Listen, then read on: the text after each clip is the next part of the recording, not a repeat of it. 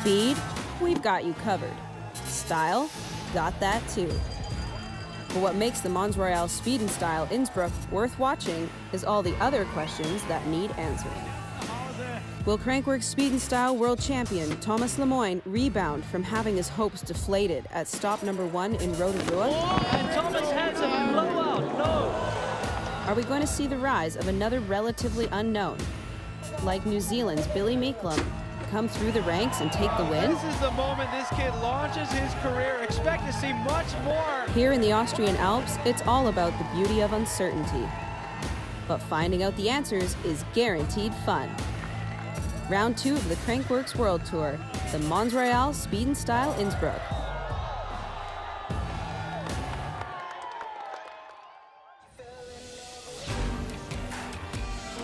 Welcome, mountain bike fans of the world. Take a look around at where we're hanging out right now. You recognize this place from years past. This is Innsbruck, Austria. Third year back here for the Crankworx World Tour, and this is stop number 2 of the 2019 World Tour. I'm your host, Cam McCall, alongside our expert analyst, Andrew Needling. Andrew, we got speed and style today. Who are you watching for? Well, 2018 World Champion of Speed and Style, Thomas Lemoyne. But he had a bit of a hiccup at the first round in Rotorua. He had a tire blowout on the first jump. He was flawless last year, but he's already off to a bit of a slow start this year. You know what? That tire blowout and that 360 mistake, that was the shot heard around the world for speed and style fans right there. But sometimes incidents like that leave the door wide open for fresh faces to really catapult their names on the world stage. In this case, that name was Billy Meeklum, relatively unknown until that result, right? Well, yeah, but now he's a household name at Crankworx. What a huge win for him in his home country of Rotorua. So he's back here today. We're gonna see if it was a fluke or if he can carry that momentum into stop number 2. So obviously keep your eyes peeled for the reigning world champion, Thomas Lemoyne, and keep your eyes peeled for the young up-and-comer, Billy Meeklum. But a lot of strong riders out there. If you had to pick one wild card, Andrew, who would it be? Well, Thomas instead. He's doing huge tricks out on course. He's got double flips down and 720s on the first jump, and he's fast through the gates as well, Cam. So I'm going to look out for him to do well. He's incredibly locked on his tricks, biggest tricks in the game. He's fast through the technical sections with the gates and the berms. And if you're new to speed and style, Andrew, walk us through the format and tell them why that matters. Well, Cam, this is our speed and style. It's a head-to-head format. We got run one per course. That's 2 runs total. We're going to take their time, but we're going to give them a trick bonus. So they're going to decrease that time. It's going to give them a run score. Obviously, the lowest combined run, that will advance. Look at our 2018 champion, Thomas Lemoyne. He will be in the field. So those are the riders we're looking at. This is what the competition looks at. Let's catch up with the third member of our team, Michaela Gatto, for a course update. So we know the riders have to think about their speed on this one. We also know they have to think about the technicality of their tricks. But another thing that we're throwing into the mix are the gates. If they don't land their tricks properly and set up, they're going to be squeezing by to try and get around these things. I think there's going to be maybe some bunny hopping going on, bit of controversy. We saw it earlier this week in the dual slalom.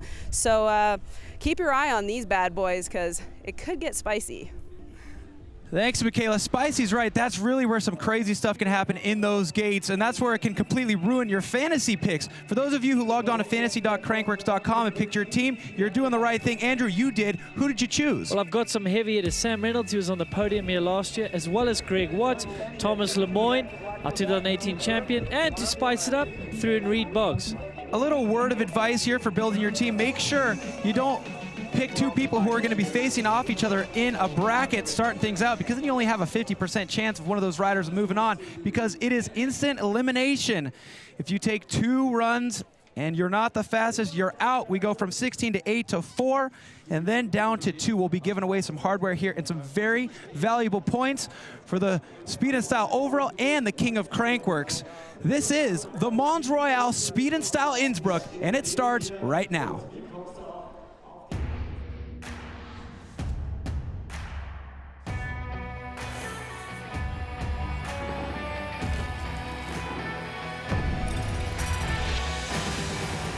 Thomas Lemoyne, 2 back-to-back gold medals here in Innsbruck.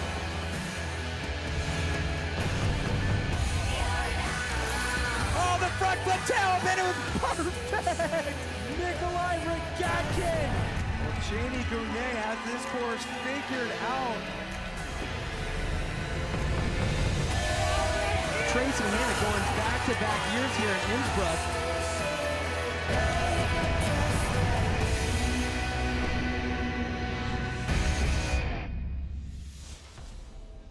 It's time, race fans. Mons Royale Speed and Style Innsbruck. We've broken it down to the top 16.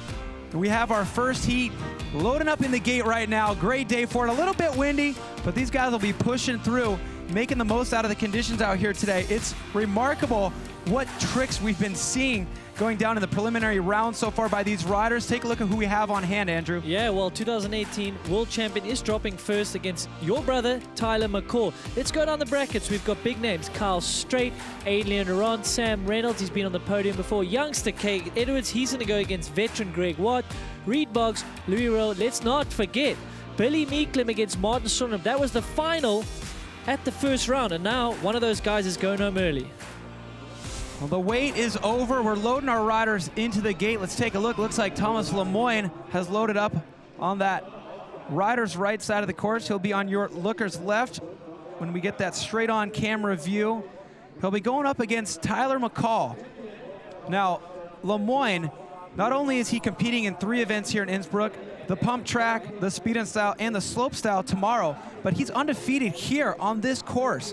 This is the 3rd year we've been back in Innsbruck. He's won in 2017, won in 2018. He's the reigning world champion in the discipline of speed and style. He qualified first out here today. It's an understatement to say he's the guy to look out for today. Now, Tyler McCall, issues with baggage. His bikes didn't show up here, so he's actually riding a borrowed bike right now, looking to salvage some points. Borrowed it from Kyle Straight's wife, Rachel Strait there. They both ride the same bikes. So this is going to be a tough one for Tyler McCall going up against Thomas Lemoyne. All those accolades we just mentioned. But anything can happen here in speed and style, Andrew. Well, looking to 3-peat here. That'll be a great feat if he can pull it off, but he's got to get through a bunch of rounds, and Tyler McCall, like you said, a little bit off guard here, not on his own equipment. That will be a challenge, especially in a discipline like speed and style, where bike setup is key. It's way better to borrow a bike and just make it happen than it is to just sit around and kind of wish you had yours. So it's a good choice here to salvage some points, but going up against the titan of Thomas Lemoyne first round is not going to be an easy path.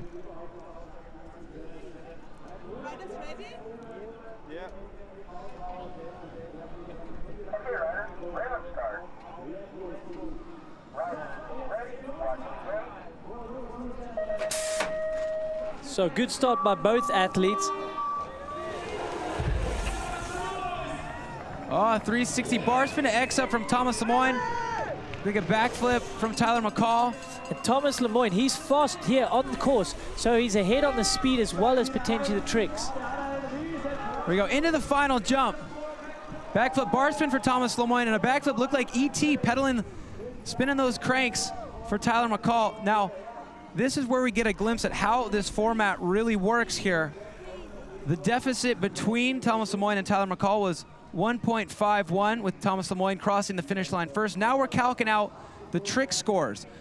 Lemoyne scoring a 126 on jump number 1, a 105 on jump number 2.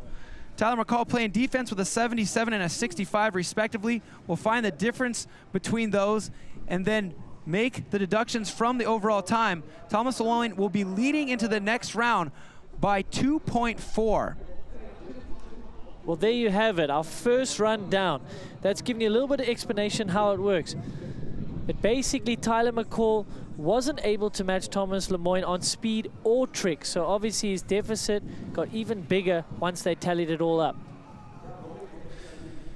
So the way this works here, we've got an esteemed panel of judges, and they've kind of set a baseline foundation of what some of these standard tricks are going to be worth. For example, take a look at your screen right now. 14 points for a bar spin, and as the tricks get more complicated, the points will increase all the way up into Cork 720, 140 points. A double backflip, also 140 points, leaving a little bit of room if you do variations on those top level tricks. 150 points will be the maximum you can score, and that would equal 1.5 seconds that will be deducted off your time per jump. Now these are the people who make those decisions right here. Pierre-Edward Ferry, Paul Rack, Hank and Jeff Gulovich.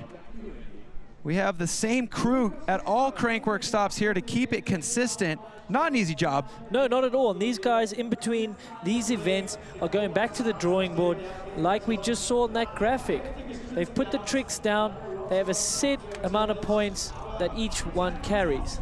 So in the gate now, Kyle Straight on the right side of your screen. Lucas Schaefer, a little bit more of an unknown rider, but we were doing a little research on him today. So much style out of this guy. They're off. Yeah, unbelievably stylish on the dirt jumps. Got some big tricks as well. Whoa, backflip bar spin for Kyle Straight. Looked like a 360 bar spin for Lucas Schaefer. Yeah, I think it was bar spin to even can as well. So he's got some great combos.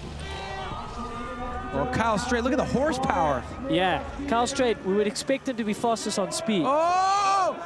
Kyle Straight barely holding on to that tail up right there. That was the slowest tail up I've seen in a long time. Landing low, almost getting separated from that bike and getting the leg wrapped up in the front tire.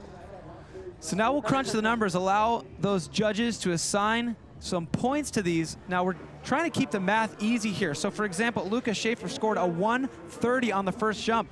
That will equate to a 1.3 deduction from his time. And once all the math was over here, Kyle Straight still the leader. So there you have it. That's where someone like Lucas Schaefer, he was able to bring back some time on Kyle Straight here. Wow, Cam, look how slow that tail whip was. Yes, it's in slow-mo, but my word, he was hoping for that thing to come around. But now that is just a great example of just staying patient. A lot of people would have jumped off the bike at that point. Well, he's got a lot of experience. We know how long he's been throwing tail whips. But Lucas Schaefer, so that's what we're explaining. He's not as fast on the speed, but his tricks were better than Kyle Straight. So he's clawed back some of that time, and he's only got about half a second to make up in the next heat. Ooh, here we go. This is a good heat. Tom Isted on the right side of your screen. This is the wild card we were referencing earlier in the broadcast. And Garrett Meacham, this kid's from Aptos, California, definitely looking to climb the ranks. Similar to what we saw from Billy Meeklem, he is poised for a breakout performance. Can it be today? He qualified pretty high up, 5th place qualifying position for Garrett Meacham.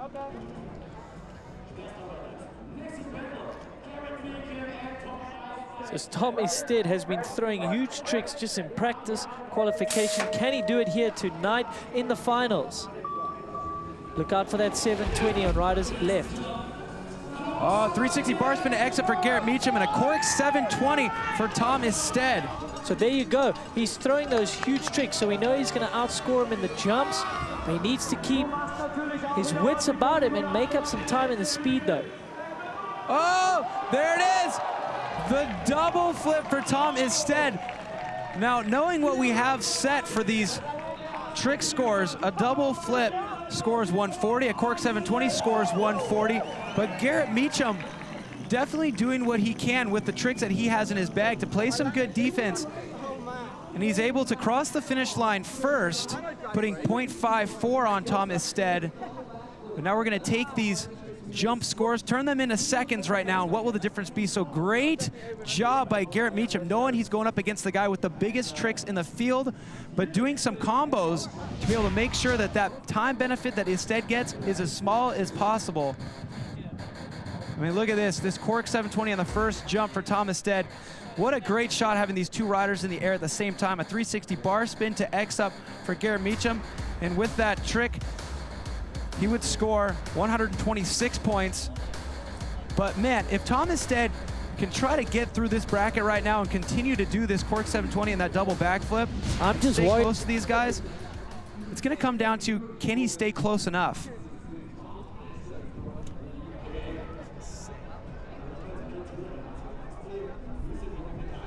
So back up to the start, Marcin Rott from Poland going up against Adrian Laron, a former king of Crankworx. Now, Marcin Rott, last year, we saw him here. He qualified 17th, went up against Thomas Lemoyne in the first round. He got knocked out, but he came back a year later. Now he qualified 4th. So he qualified ahead of Adrian Laron out here. So we could have a potential upset on our hands.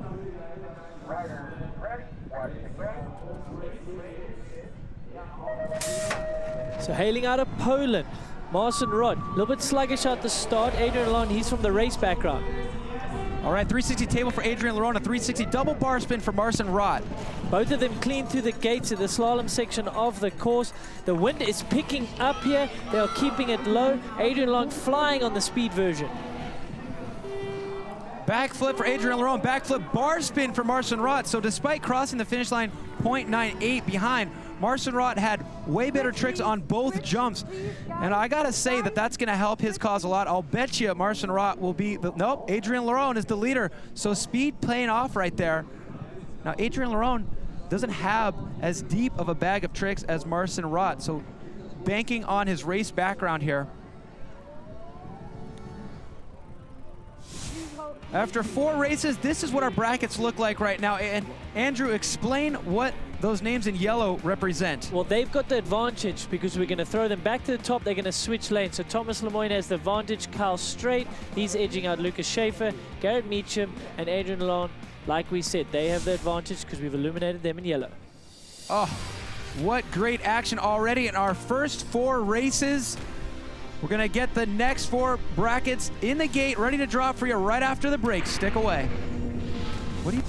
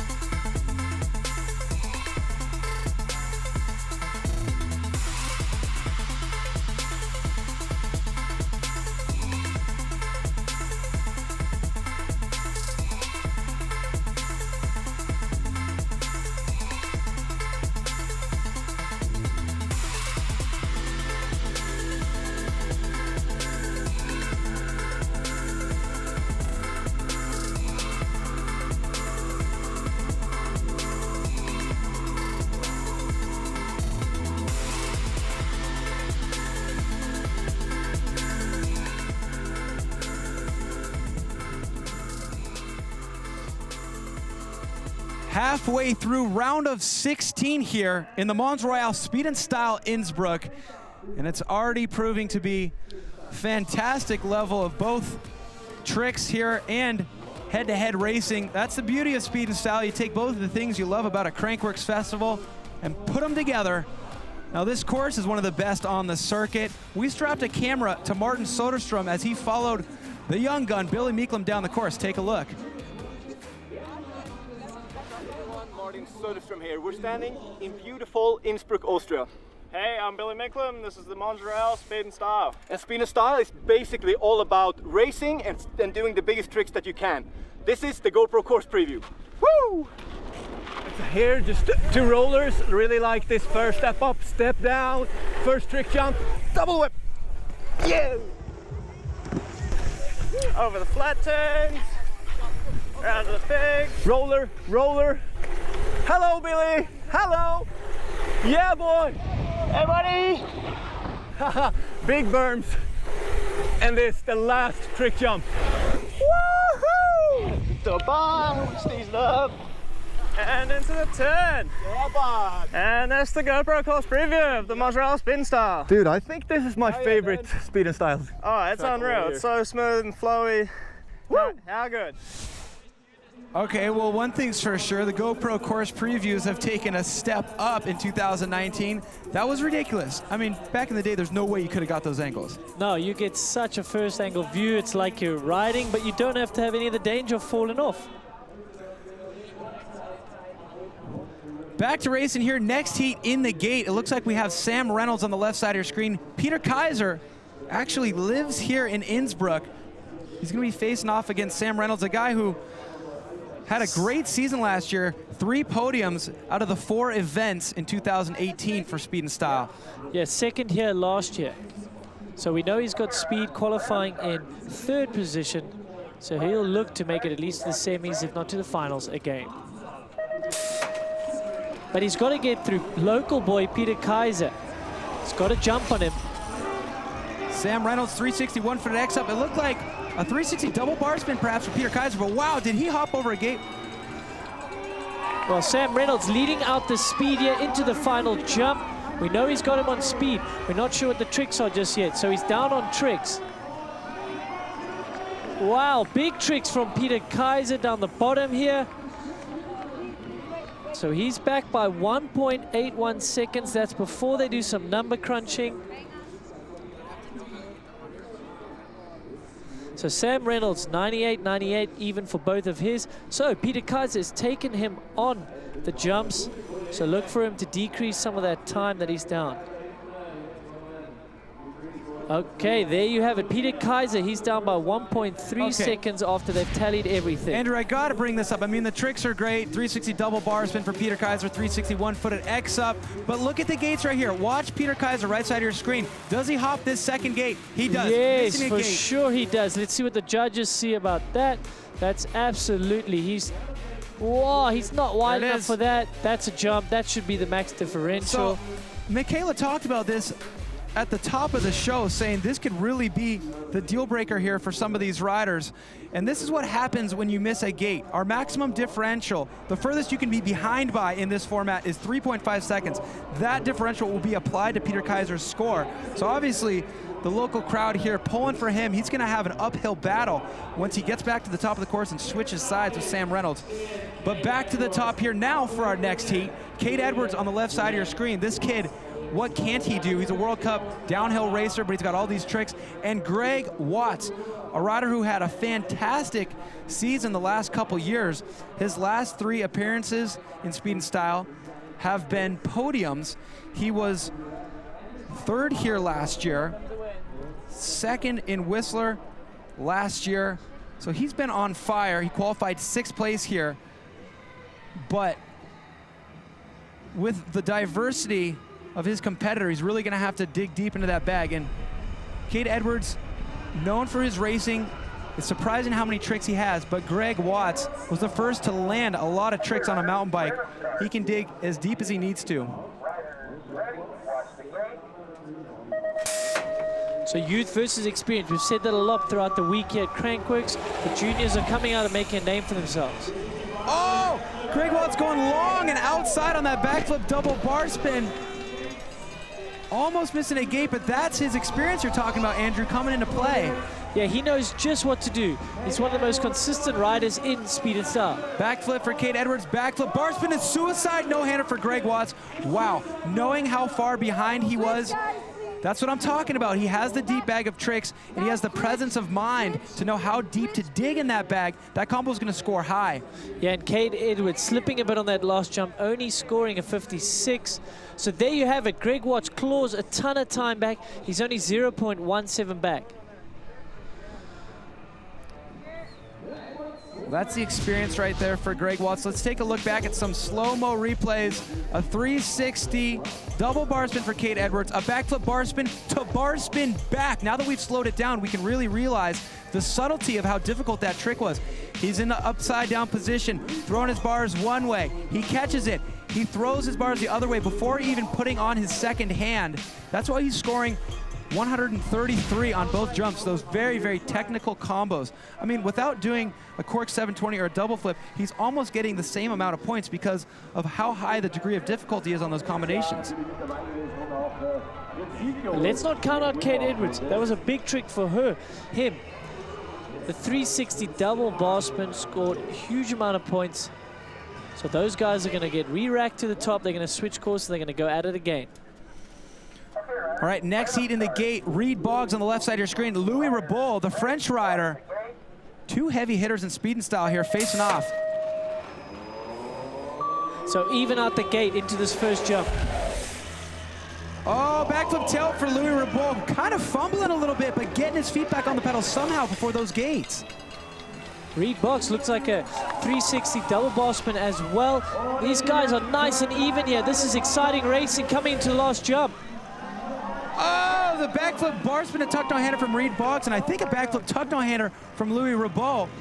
So Boggs cramming in those combos. That's going to help. He scores a 130 up top to Louis Reboul's 120 for that backflip tail up, and then a 126 for Reed Boggs on the bottom jump. That's because he had a three-part combo, and there it is. That's the difference. 1.26 on the second jump for Reed Boggs and just a 0.98. So cramming in three tricks really, really pays off. Things are happening so quickly for us, Cam. It's tough to even spot what they're doing. But you got it there. It was a 360 double bar spin for Reed Boggs. So Louis Reboul was a little bit sketchy on that first jump. Oh, got it around though. Just didn't get it to both pedals. And how did he make these gates here? He landed with 1 foot on the pedal and somehow get that left foot on, set up wide. Wow, great shots and great visuals. There it is, yep. Backflip tuck no-hander for Louis Reboul and a backflip bar spin and tuck no-hander for Reed Boggs. That's the difference between a 126 and a 98 scoring here. Three-part combos are really paying off here. We see Greg Watts doing it. We see Reed Boggs doing it.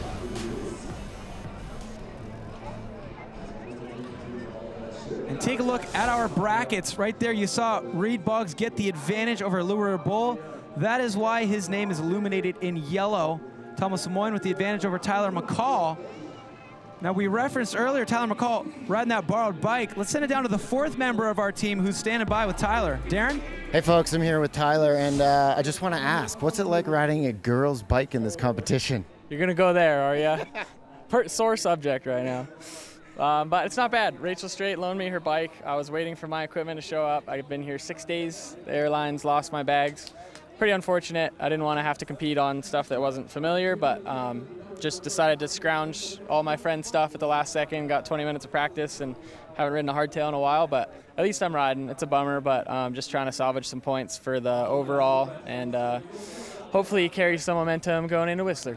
Sounds good. And how are you feeling about this wind gust that keeps coming up and down?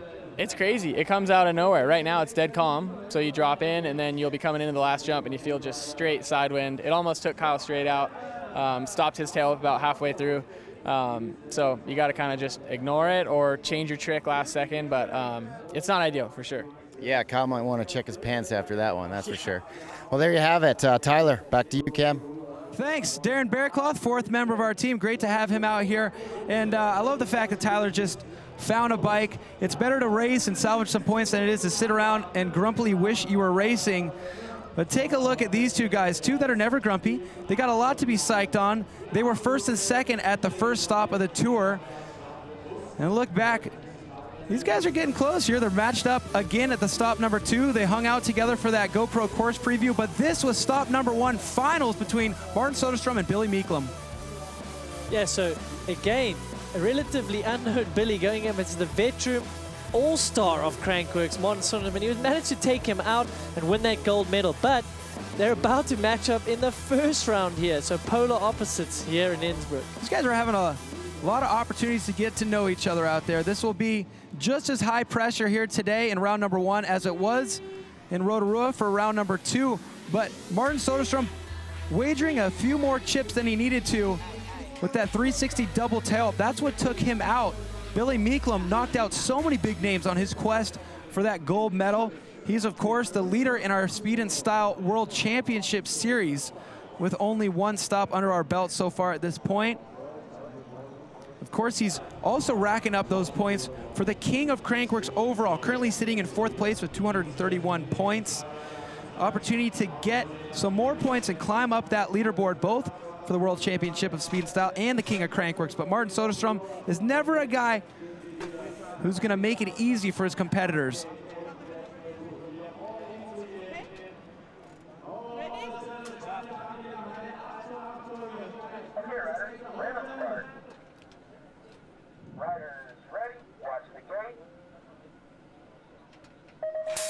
So redemption round for Söderström. He's looking to go ahead here, qualified in 2nd. Wow, Cam landing that trick that took him out at Rotorua. So he's confident, knows what he wants to do. Billy Meeklum, though, keeping him honest here on the speed. He's ahead. Bar spin, a tuck no-hander for Meeklum and a 360 tabletop with that trademark Martin Söderström style on the final jump. Now Söderström scoring big on the first jump at 126. Now Billy only a 56 on jump number 1, so there's going to be an advantage there for Martin Söderström.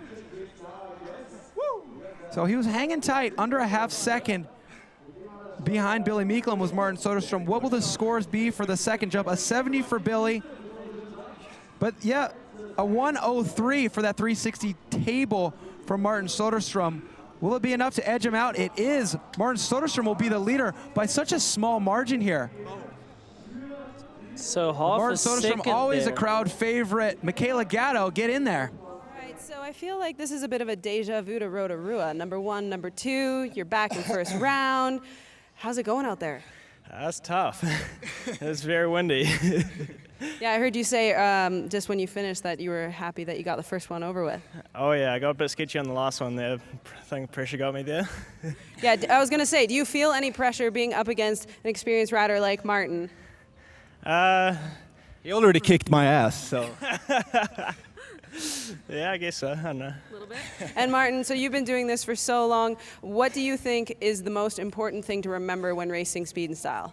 I guess same as Dual Slalom, you just have to focus on yourself. As soon as you start to look over to the other guy, you get super stressed and you're like, oh, he did that trick, and then you try to go faster. But you just have to focus on yourself and do your own things. And yeah. So you think you have your whole run predetermined, you don't change it depending who you're beside?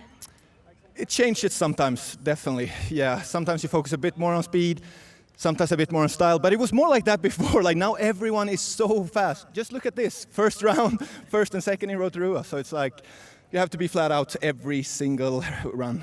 Well, we're super excited to see what happens in round 2 here. Well, thanks a lot, Michaela. Good to get inside the minds of these competitors. A lot of strategy going into this. You're not just focusing on racing like you would in dual slalom.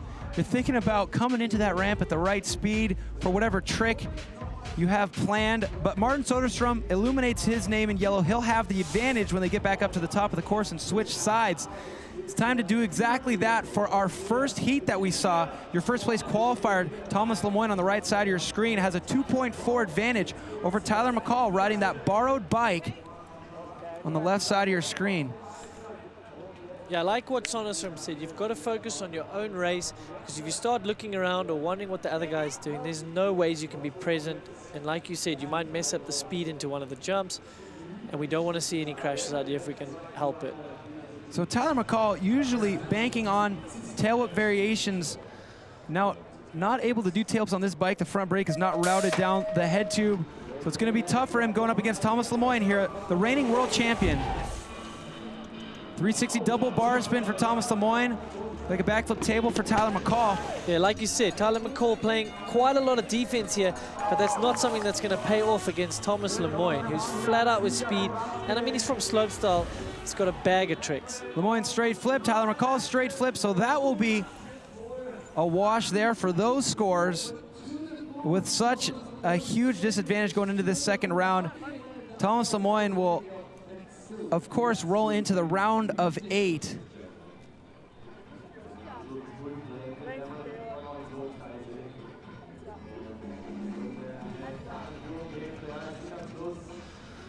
So there we go. That's our first elimination of the competition here. Thomas Lemoyne, your reigning world champion, moving into the round of 8, sending Tyler McCall into the stands. I mean, that's not a bad place to be right here. We got a great crowd on hand, Innsbruck, Austria. Second day of webcast competition here. And another heat loaded into the gate. Kyle Straight leading this matchup by 0.58 over a fresh face, Germany's Lukas Schaefer.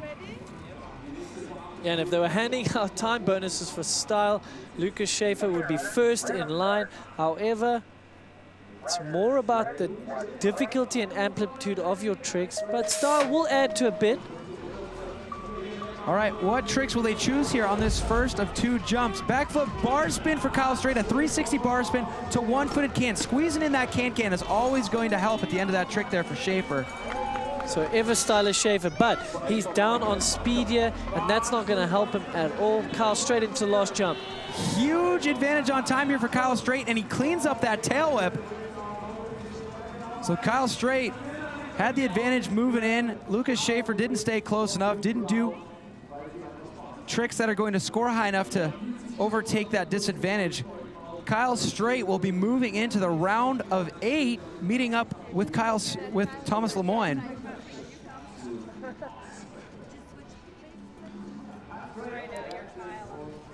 So we actually haven't seen this happen yet, but we should talk about it. The level of competition is so high here that all of these riders so far have been doing tricks, because to get to the point of the round of 16, you've got to have already eliminated some riders.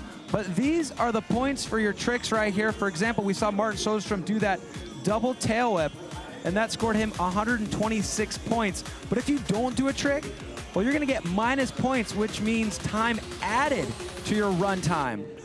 Yeah, so these judges have predetermined these points based on sitting down and seeing how difficult these tricks are.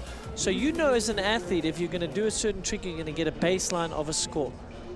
And there's room to grow there if you put extra style on that baseline trick, but also if you do the trick a little bit sketchy, they can take some points off of that baseline as well. Now look who's in the gate right now, Andrew. This is your wild card. Yeah, it is. He's letting me down here because he's behind, but he's got a big bag of tricks. He's got the double flip on the last jump, which is huge. He's already done the cork 720. He just needs to up his game with the speed. So this is interesting, actually. The baseline score for a double backflip is 140. He blew a foot off, and they gave him a 130. So if he cleans it up, he might be able to knock out Garrett Meacham here. 0.4 is what he has to make up. So will we see any bigger tricks? I mean, there's not much more he can do. Oh, man. That cork 720 is on lock every single time. A truck rider variation for Garrett Meacham. I believe it was a 360 double bar spin. And he's a little bit closer in speed, and that's what I said he needed to do. So if you can keep him a little bit more even in speed. Oh, there's the double flip. He cleans it up. Yeah, and he's the winner on speed. This is going to be so close, Cam. Wow. He's getting the maximum allowed score for both of those top-level tricks. 140 on the first jump, 140 on the second jump. But Garrett Meacham, look at the defense he was playing. He's only scoring about 14 points less on the first jump. Oh, no, it's 300th of a second. That's nothing. This is absolute proof that speed and style format has evolved to perfection here. You can do the biggest tricks, but you got to have the speed as well. Garrett Meacham, if he slacked at all on this run, he would have been eliminated. 360 bar spin to X up for Meacham. Cork 720 on the first jump for Isted. Absolute perfect double backflip on the second jump for Isted, and a backflip bar spin, I believe. There was more to that variation. Backflip bar spin, a 1-foot can for Garrett Meacham. So really, if he didn't squeeze in those extra tricks and stay that close, you got to remember, Meacham had the advantage going into this round. That's why he was able to not cross the finish line first here. So much playing into these eliminations. Well, that's an exciting run. That's only a round of 16. So we've got Garrett Meacham. He will be through to the round of 8. And who will he meet up? Wow. Garrett Meacham could be pulling a Billy Meeklum here in stop number 2. If he keeps this up, in the gate now, Adrien Lerone, your 2017 King of Crankworx. Let's take a look at where our standings sit at this moment for the 2019 King of Crankworx. Keegan Wright, not in this competition. He's not a trick guy. He's sitting in first place. I got to imagine after this competition, he won't be sitting in first anymore. He has more events coming up later. But Adrien Lerone in the gate right now, opportunity to slide into the lead. He's been the king before. He would love to get that crown back, but he's got to get past Marcin Rott right now, who's very close to him, only 0.13 back. Marcin Rott, the 4th place qualifier. Now, Lerone didn't qualify in the top 10, so Marcin Rott could do this here.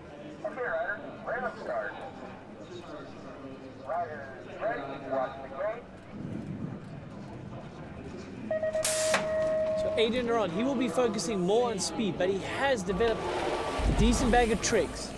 360 table for Lerone, a 360 double bar spin for Marcin Rott out of Poland. Marcin Rott, he is a little bit ahead on speed right now. What will it say into the final jump? Wow, Rott in the lead. Look at this. Only 0.13 was the disadvantage. A backflip double bar spin for Rott and a backflip for Lerone. Look for a huge score on both jumps for Marcin Rott, a 140 on the first jump. Now, that's the same as 720s and double backflips are scoring, and a 126, which is the same as Martin Söderström's double whips are scoring. He only needs to make up 0.13 here. Marcin Rott will advance, knocking out Adrien Lerone and crushing his hopes of moving to the top of the King of Crankworx leaderboard today. Yeah, let's keep an eye on that. I feel like the lane that Marcin Rott riders right lane may be a little bit quicker. So this is where he scored a 140. Maybe he did 3 bar spins. He did. It was a, okay. Oh, to X up. 360 double bar spin to X up there. Yeah, these judges, they must have a telescope or something because they're not missing anything. And then a backflip double bar spin scoring a 126 there. So those straight, simple variations on the 360 and the backflip for Adrien Lerone are really his Achilles here now in 2019. Marcin Rott has been working in the last 365 days. Yeah, looking good. 4th place qualifier. He will be going up to Garrett Meacham, who was the 5th place qualifier. That is going to be a heavy tussle coming up. Gloves will be off, and it's only the round of 8. I mean, Meacham versus Rott right there. Both of them an opportunity to really make a name for themselves out here. Pull a Billy Meeklum, but only one of them will advance out of the round of 8. That will be an interesting heat. All right, next heat in the gate. Austria's Peter Kaiser on the left has a 1.99 to make up behind Sam Reynolds, the guy who was on 3 podiums last season. Yeah, one of the most consistent riders here in speed and style. Oh, 360 1-footed X up for Sam Reynolds. And way more to the combo from Peter Kaiser. We'll have to wait for that replay, but it was definitely more than just a 360 bar spin. There was some additional third tricks being put in there. But Sam Reynolds, always one of the quicker guys in speed. Backflip tuck no hander for Sam Reynolds. A backflip bar spin, a 1-foot can for Peter Kaiser going deep. Wow, a 145 score for Peter Kaiser on the first jump. I am big time looking forward to seeing that replay because if Marcin Rott scored a 140 for a 360 double bar spin to X up and Peter Kaiser scored 5 points more, I gotta know what that trick was. A 130 on the bottom jump for Peter Kaiser. So he's gonna win both jumps. But Sam Reynolds was so far ahead, he advances. Look at that. This is just proving that you can score the highest we've seen all day and still get knocked out if your competitor is fast enough. 360 triple bar spin. They had to score it higher than the 360 double bar spin to X. Judges doing a great job out here. Yeah, it's Sam Reynolds playing to his strengths. We know how big his tricks are. Former slopestyle rider. But man, he's fast, and that's really, really paying off. I mean, Sam Reynolds had such a great season last year, but he had a hiccup before this event. He's recovering from an injury. I want to hear more about that recovery. Let's send it down to Michaela Gatto. So as we were saying up in the booth there, recovering from an injury, tell us a little bit about that. Yeah, out in South Africa, I broke my wrist pretty good in February. So yeah, I've been working pretty hard to try and get back for Innsbruck Crankworx. It's one of my favorites. So yeah, couldn't miss this one. And yeah, making the start line was my goal. So yeah, anything from now is a bonus. And yeah, really happy. Well, you're doing great today, and you came second last year. What's your favorite thing about being here in Innsbruck? Well, the weather's amazing. As you can see, it's awesome course. The guys always do a good job. The dirt's fun, and everyone's here. So yeah, it's a good time. Perfect. And do you feel like coming in with a bit of an injury, do you feel like there's a bit of pressure off of you to perform? Yeah, no, I kind of put the pressure on myself to make it here, you know, so the pressure's kind of gone almost, and yeah, that's when I ride the best and have a good time. So yeah, awesome, very stoked. Well, we're excited to see you have a good time out there. Yeah, Michaela, thanks for that update. So impressive to see Sam Reynolds back in top form only 4 months after a big injury. That is not easy. And he's doubly lucky that he's here, not just the injury. I know he lost a wallet or got it stolen, and he was at Munich airport not knowing how he's going to get here. He had no wallet, no money. So hopefully some friendly fans or someone gave him a ride. So well, luckily he was able to make it here. And with 3 podiums last season and looking on point despite recovering from that injury, we may see him on another podium today if he's able to keep this up. Cade Edwards in the gate right now, leading Greg Watts by 0.17. Greg Watts finishing in 2nd place in Whistler last year. 3rd place here last year. He's got to get out of this round. So Greg Watts with some of the deepest bag of tricks that we've seen here. Oh, I think Cade Edwards missing some of that trick, so that was not as good as his first round. But his speed is looking good. Greg Watts needs to hustle here and throw something big on the last jump. Backflip for Cade Edwards. A backflip bar spin, a suicide no-hander for Greg Watts. Now he finished 0.62 behind Cade Edwards, but he's scoring a pair of 133s to Cade's 125 and 56. Will it be enough to make up that 0.62 plus? Oh, Greg Watts knocks out Cade Edwards and advances into the round of 8.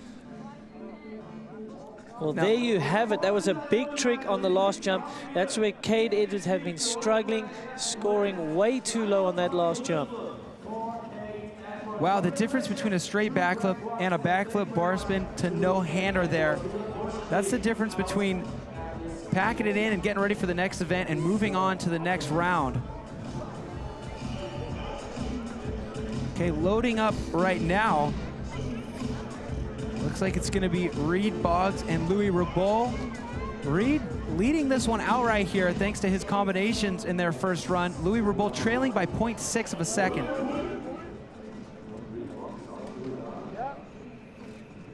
Okay, rider, random start. Rider, ready, watch it go.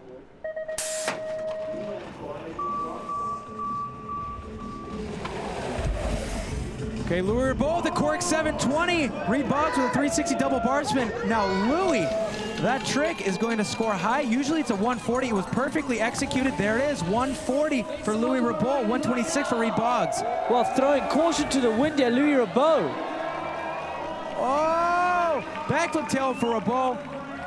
Backflip bar spin, a tuck down hander for Boggs. This is going to be tight. 126, the second jump score for Rabot. Another, and a 126 for Reed Boggs. So Reed Boggs advances into the next round, but Louis Rabot's got to pat himself on the back. He did everything possible to try to get out of this round. All right, take a look back. Perfectly executed cork 720 going upside down with the backflip, adding a 360-degree rotation to that backflip from Louis Rabot, and then Reed Boggs with a 360 with 2 bar spins and a backflip tail whip for Louis Rabot. And there, getting the backflip bar spin, putting those handlebars in his lap, taking the hands off for Reed Boggs. That's how he scored a pair of 126s. Now, despite crossing the finish line first, the deficit he had going into that run was too large for Louis Rabot, and Reed Boggs moving on to the round of 8. So Reed Boggs doing just what he needed to on that last jump. sneaking through over Louis Roberto. He will be in the round of 8. And who will he see? Will he see Mons Söderström or Billy McLean, who won the first round down in Rotorua? So these bikes, the riders all set them up a little bit different, but Martin Söderström was one of the best in the game. Let's take a look at how he sets up his speed and style bike. First of all, take a look at his cables. A lot of riders out there for slopestyle will have a detangler so they can do as many bar spins and tail ups as they want, but with only 2 trickable features here, Martin Söderström just counting the amount of winds he can do. He's got pedals that are different to what you'd see on a typical race bike, because you got to take those feet off if you're going to do a double tail whip. So those tiny little flat pedals for Martin Söderström, but you got to be tracking in those corners, especially in those flat gated corners. So he's riding a fully suspended bike there, front and rear travel. It's a steed that has served Martin Söderström very, very well over the years. Right now, linking up with the same guy who beat him at stop number 1, looking for a little revenge here. Martin Söderström leading out Billy Meeklum by a little over half a second here.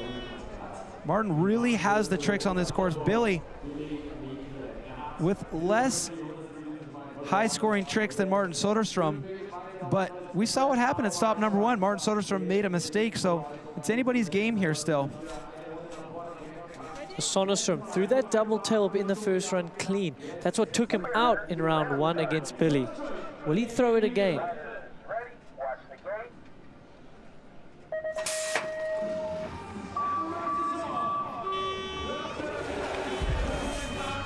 So Martin Söderström going for that double tail up again. It's been scoring him a 126. I'm sure that's what it'll score again.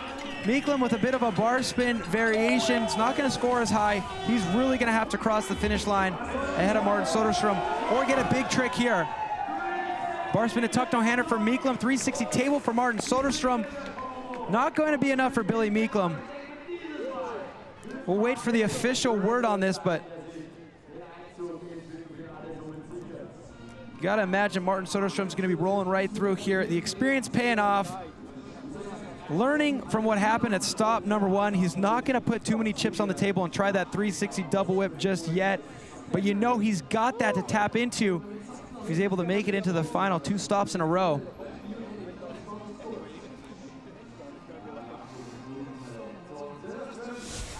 Take a look at where we sit here, Andrew. That we do. So, we've got Thomas Lemoyne up against Kyle Strait, Garrett Meacham against Moss and Rott, Sam Reynolds against Greg Watts. Those 2 were on the podium here last year. Then Reed Boggs, he's up against Mons Söderström, who's looking incredibly strong here. He was our number 2 qualifier. So our round of 8 is set here in the Mons Royale Speed and Style Innsbruck, second stop of the Crankworx World Tour. We'll get them back up to the top of the course in the gate when we come back.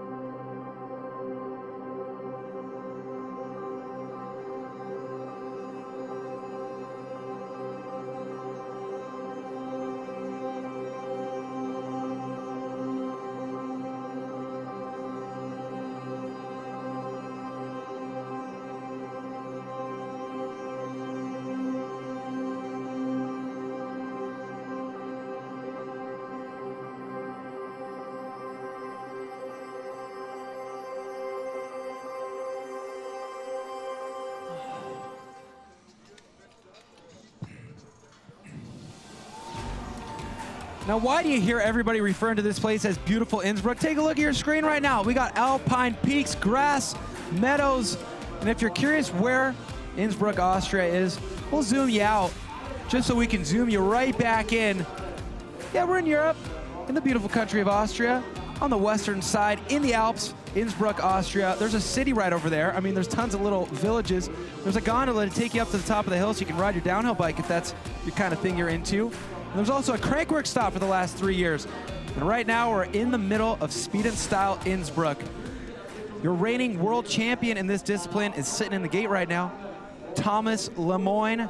Now this guy competes in 3 events at all these Crankworx stops, but he uses the same bike for all 3 of them. He had this to say, Andrew. Well, there you have it. He uses the same bike for pump track, speed and style, and slopestyle. It's a choice he based on the tricks he likes to do, and he's not running a front brake because of those slopestyle tricks.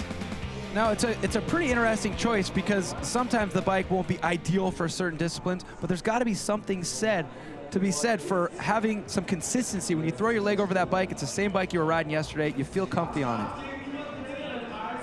Now, Kyle Straight is lined up alongside Lemoyne right now. Kyle Straight, no stranger to the podium in this discipline. Can he knock out the champ? Tall order for him. Thomas Lemoyne, a reigning champion here. Backfoot bar spin for Kyle Straight. A 360 bar spin for Thomas Lemoyne. But Kyle Straight, one of the best slalom riders in the world, will know he'll be tough to match on speed. Oh, but look at Lemoyne, he's hanging tough. Tail whip for Kyle Straight. It looked like a straight backflip there for Lemoyne. Let's see, a 126 was the score for Lemoyne on jump number 1, but only a 56 for the second, so it was a straight backflip. Looking forward to those slow-mo replays of these tricks. But Kyle Straight scoring a 105 for that backflip bar spin on the top jump. What will his score be on the second jump? He finished a 1/10 of a second ahead of Lemoyne. He's scoring a 120 on the last jump. That must have been a double tail whip then. Yeah, looking forward to those replays, but Kyle Straight will be the leader after run number 1 here in this round of 8, heat number 1. All right, go back to the replays. Now we know Kyle Straight did the backflip bar spin. Let's watch Thomas Lemoyne. 360 bar spin with 2 bar. Oh! Whoa! Whoa! I wanted to say, I think his bars were the wrong way. Oh my! It looked he odd through the gates, but oh my goodness, he's ridden his bars 180 degrees to what they're meant to be. No way! So that makes the brake on the wrong side as well. He's meant to have the brake on his right hand, it's on the left, and look at him go. Well, at least he only has one of them, like we said. Hard to get him mixed up. Now let's see how he remedies this situation. He was thinking of throwing it. Wow, that is incredible by I didn't even look at Kyle Straight here.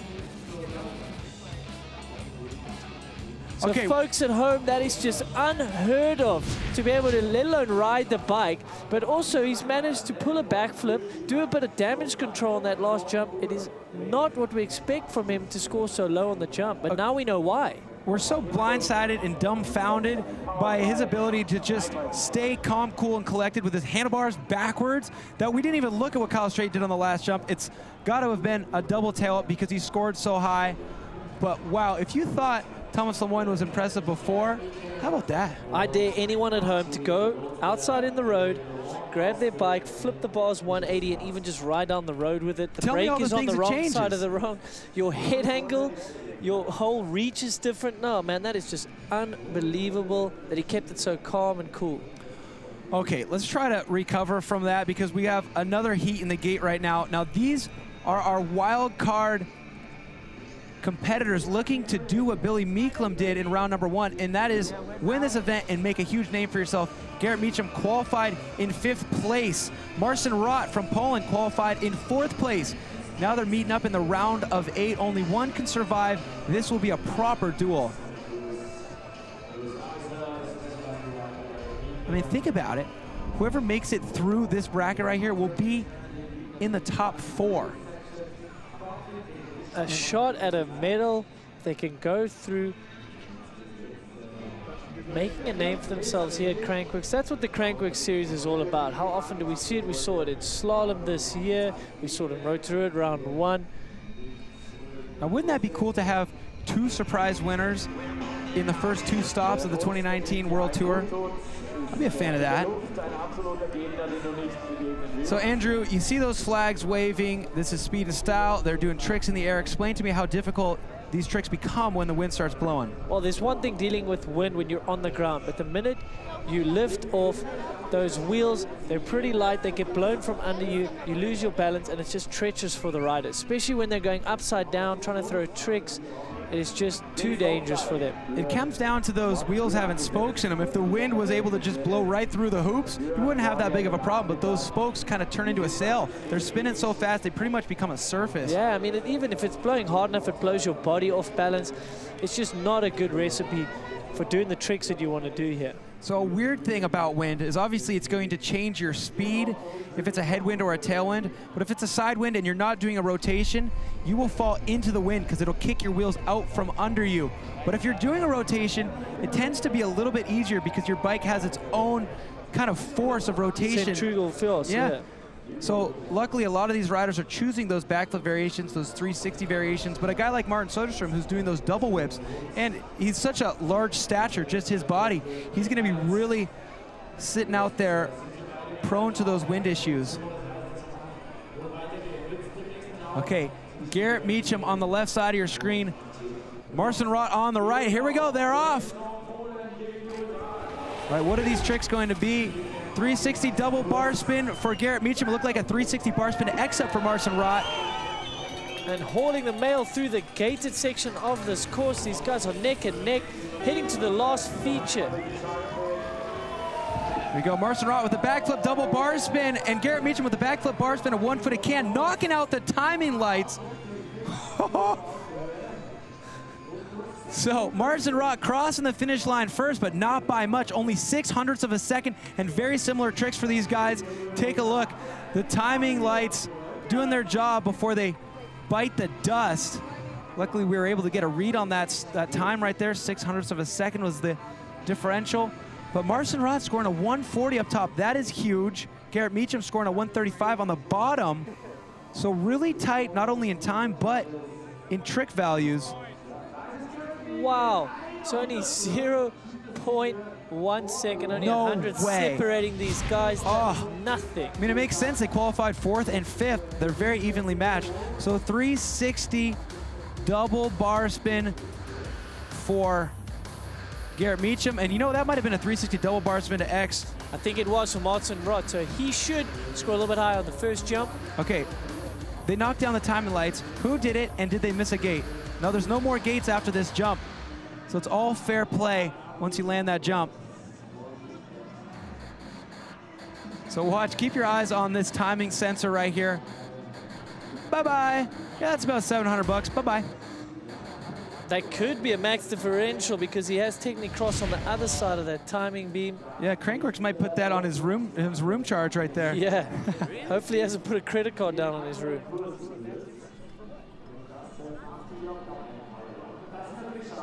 Well, we're getting word right now from our officials, because there was crossover of lanes, there will be the max differential applied.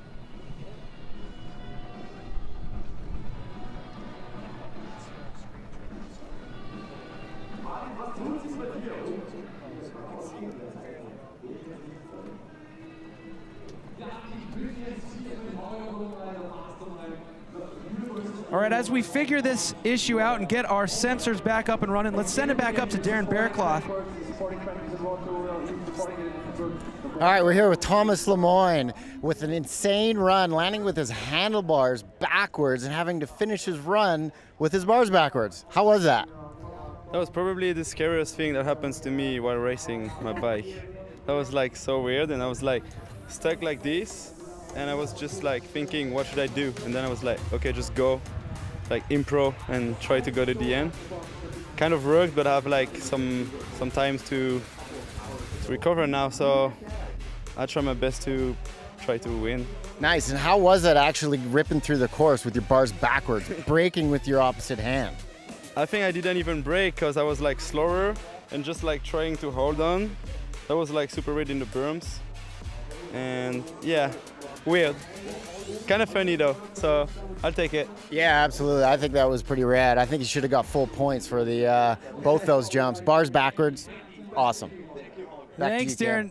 That's absolutely something we're going to be talking about for a long time. And one thing that I was thinking about is he did a flip variation on the last jump, trying to get that backflip X up. And if you over-rotate a backflip, your lifeline is that rear brake. You have to land with that brake on to avoid over-rotating and landing on your back. It would have been on his other hand. It would have been hard to reach because it's all underneath the handlebars. So wow, the presence of mind from that champ there. So we're in the midst of the round of 8 here in Speed and Style Innsbruck 2019. Who's got advantages here going into these second rounds, Andrew? Well, we just saw Garrett Meacham. He's going to carry the max differential against Marcin Rott. That's 3.5 seconds. Carl Straight edging out Thomas Lemoyne. As we know, there was an issue there. Now, Sam Reynolds will be up against Greg Watts next. And then last but not least, Reid Boggs, Martin Söderström. Wow, Garrett Meacham. You know, if you think back to stop number 1, Billy Meeklem had a lot of crazy things happen to him, allowing him to get through some of those rounds. And it really just goes to show just staying smooth and consistent and, you know, riding your own race and leaving that opportunity available for your competitor to make a mistake can carry you all the way into the finals. We saw it last stop. We might see it again here with Garrett Meacham.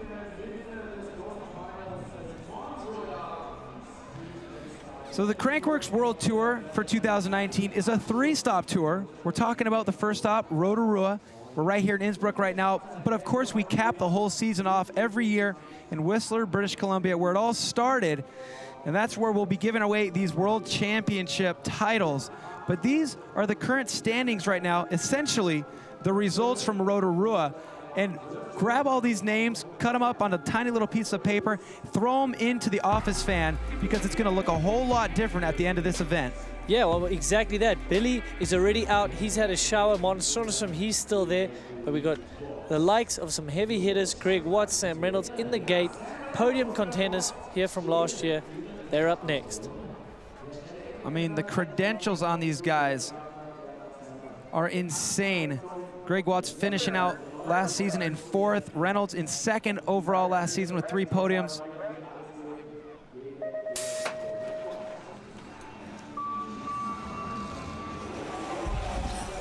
There we go, 360 one-footed X up there for Reynolds. Another one of those crazy old upside-down bar spin combos for Greg Watts. And Sam Reynolds is aggressive and committed into those flat turns. One of the fastest off that log.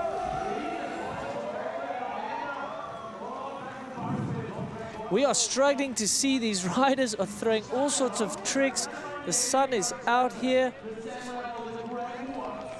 And we're getting word. As you can see, the judges tallying the scores here.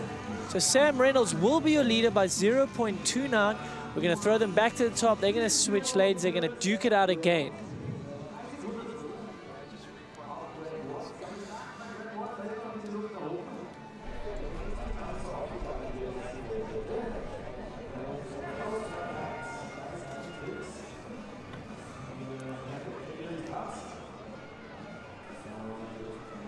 So back up to the start here, our 4th heat in the round of 8, Reid Boggs, currently living in Bend, Oregon, going up against the big Swede, Martin Söderström. We watched his GoPro course preview. We took a look at his bike. We talked about his storied history with big results in this discipline. He's got to get past Reid Boggs right now.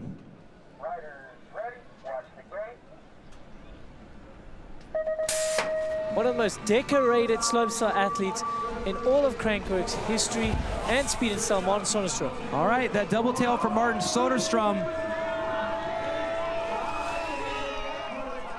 So Reid Boggs is fighting to stay with Martin Söderström on the speed here.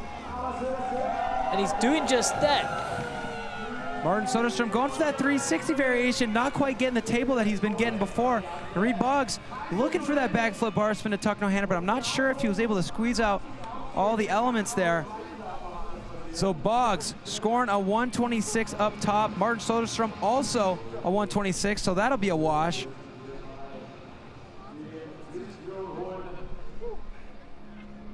And a 58 for Martin down there. That's the difference between getting a 360 click table with that trademark Söderström style and just a standard 360.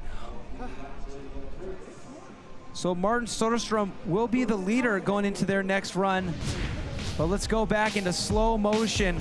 All right, we know that Martin Söderström did a double whip, so let's focus our attention on Reid Boggs. He's got that 360 bar spin. And he's been looking for more of a variation after that bar spin. He's been doing 360 double bar spins, but almost squeezing a little bit of a table there.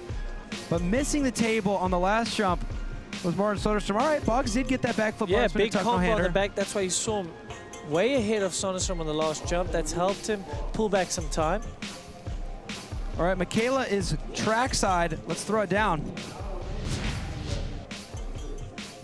right, so in Rotorua, you would have already won by now because you beat Billy in the last round. So what's next? Exactly, it feels so weird.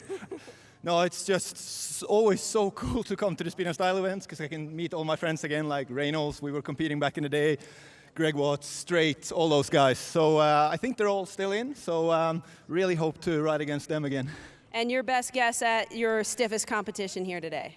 Oh, I mean, if Lemois ride with his bars like the wrong way, maybe I can beat him, but if he's riding with it the right way, then I think I'm gonna struggle. He's looking so fast. Well, you're looking great out there too, so good luck in the next round. Thank you, Michaela. Yeah, that's a cool point that he was bringing up, is there's a lot of riders in the field here that were familiar faces from slopestyle seasons of past years, but there's also those new faces. Garrett Meacham looking to make a name for himself out here. He'll be the young gun in the field looking for that catapult moment. But Reed Boggs right now trailing Martin Söderström in this round of 8 bracket. All right, looks like Thomas Lemoyne on the right side of your screen. Kyle Straight is leading Lemoyne by a little bit over a half a second.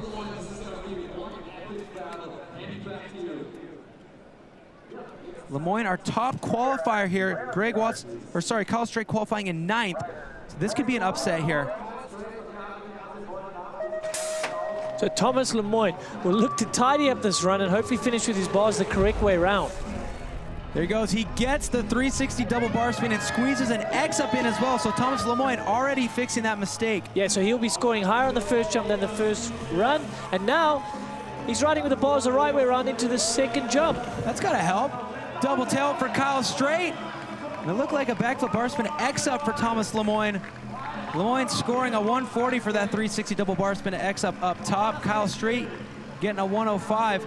But Straight, a 126 on the bottom jump for that double whip. That is going to help his cause, and he will advance. Wow, Kyle Straight knocking out the reigning world champion, Thomas Lemoyne. Now, Lemoyne has been undefeated here. This will not be a three-peat for Lemoyne. No, that is the first big upset of the night. And calling Kyle Straight taking Lemoyne down an upset is not the nicest thing to say about Kyle Straight, but like you said, Lemoyne was going for the three-peat here tonight. He was undefeated in Innsbruck. I mean, we all know that Kyle Straight is always a favorite out here, but the stats don't lie. Thomas Lemoyne has won the last 2 years on this course. He was the world champion just last season. He won 2 events last season. So no matter who beats him, it's going to be an upset. Kyle Straight doing what he does best out here, mixing dual slalom and slopestyle tricks, knocking out the champ. And you do need some help sometimes to get on the top step of the podium. There's no hiding from that fact. Maybe this is the help and the confidence boost that Kyle Straight need to go all the way.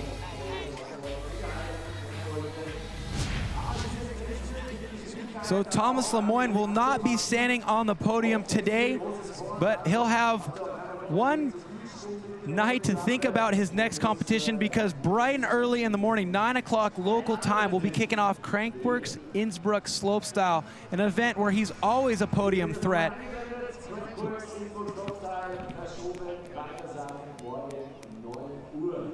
So exciting developments here. Kyle Straight moving in to the round of 4.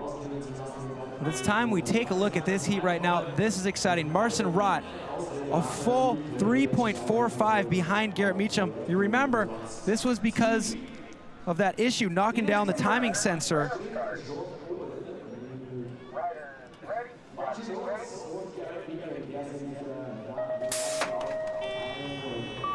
So all but over for Marcin Rott, but can he put some pressure on Garrett and force a mistake here? Marcin Whoa, Rott no! transferring off the side of that first jump landing. Now all Garrett Meacham has to do is cross the finish line, and he'll be moving into the round of 4. So that's not the pressure he was trying to put on Garrett. Succumbing to the pressure that he's got on his own shoulders, Marcin Rott crashing out. Wow, well, we hope that Marcin Rott is doing all right. It looks like he missed the landing up there, but Garrett Meacham will be facing off against Kyle Straight in the round of 4. The veteran versus the young gun. There we go, Marcin Rott's doing all right. Oh, look at this. Wow, this is not the last we'll see from Marcin Rott. All right, let's take advantage of all these different camera angles we have right here and figure out what happened to Marcin. He was going for the 360 double bar spin. He transferred off to the rider's right side of the landing. Here's our slow-mo look. 360 double bar spin. He over-rotated and transferred. And wow, I hope he didn't run into a fence or anything. Well, it's a good thing for Garrett that that happened because it didn't look like he was getting his combo on the first jump. Let's hear from the young gun, Michaela. All right, so you competed in Whistler. You were sick in Rotorua. This is your first time on the live feed. Yeah, here in Innsbruck, it's first time here. But I was actually on the live feed Whistler and Rotorua 18? Oh, okay. Yeah. All right. But this is the best you've done so far. Yeah, definitely. I haven't made it out of the round of 16 yet, besides this time. Pretty stoked about it. That's awesome. And did you notice him disappear into the pond back there? Yeah, I just saw like a huge cloud of dust. I was like, oh, dang. and then you're going into the set. Just cruise the way down, not gonna crash, not gonna miss a flag. Play it safe. Yep. Well, you're into the semi, so congratulations. Thank you. That was my bad. Garrett Meacham, I mean, I've watched this kid grow up at the local dirt jumps when I used to live back in Santa Cruz. Started out as a little tiny kid, and he's good at everything. He can ride moto, he can ride BMX, so it's great to see him focusing on the Crankworx World Tour. But Speed and Style is the perfect event for this kid. His first time in the top 4. He may even take home a medal if he plays his cards right. Yeah, I mean, he's going up against Carl Strader, only qualified down in 9th, so he qualified in 5th. On paper, he should have a really good chance to go through. So Sam Reynolds leading out Greg Watts by 0.29, but Greg Watts always a threat because he has so many crazy combos.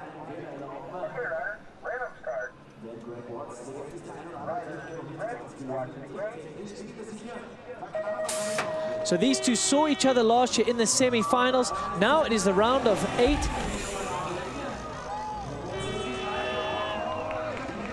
Greg Watts, I think, is edging ahead on the points there from jump number 1.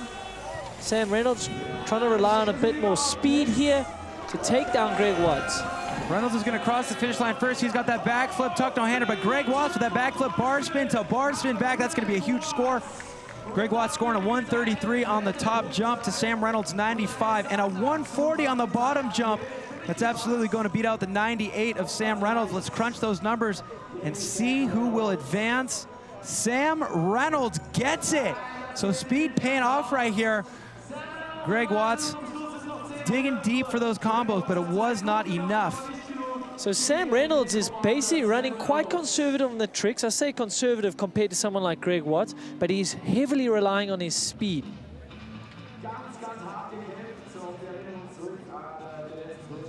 So who will Sam Reynolds face off against in the round of 4? Will it be Reed Boggs? Will it be Martin Söderström? Söderström qualified in 2nd. Reed Boggs qualified in 7th.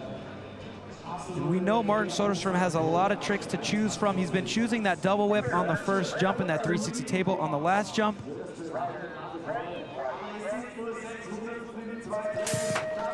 So pretty much nothing in it. 0.06 of a second between these two. Reed Boggs with that 360 double bar spin. He gets both bar spins this time. Martin Söderström sticking to the double tail whip. It's going to come down to this last jump. They are even on jump scores and on the 1. Reed getting that backflip bar spin, a tuck no hander. Martin with that 360 tabletop. Now Reed's gonna score pretty high. It's a wash on the first jump. They both scored a 126. A 103 for Martin on the second jump for that 360 table, and a 124 for Reed Boggs' backflip bar spin, a tuck no hander. Oh, look at this. Can Reed Boggs make it up? He cannot. Martin Söderström rewarded for his consistency through 2 rounds. He moves on to the round of 4 to face off against his old buddy, Sam Reynolds. So take a look at how these semifinals are shaping up here, Andrew. We are locked. Well, a little bit of help for Carl Strader. He took down Thomas Lemoyne. He's going up with Garrett Meacham, another young gun. Sam Reynolds, experience against Mons Söderström, the legend of Speed and Style. Wow, what a huge opportunity here for Garrett Meacham. Can he take out the legend Kyle Straight? And Sam Reynolds and Martin Söderström, the old friends, meeting up again in that gate here in the Mons Royale Speed and Style Innsbruck. Don't go away.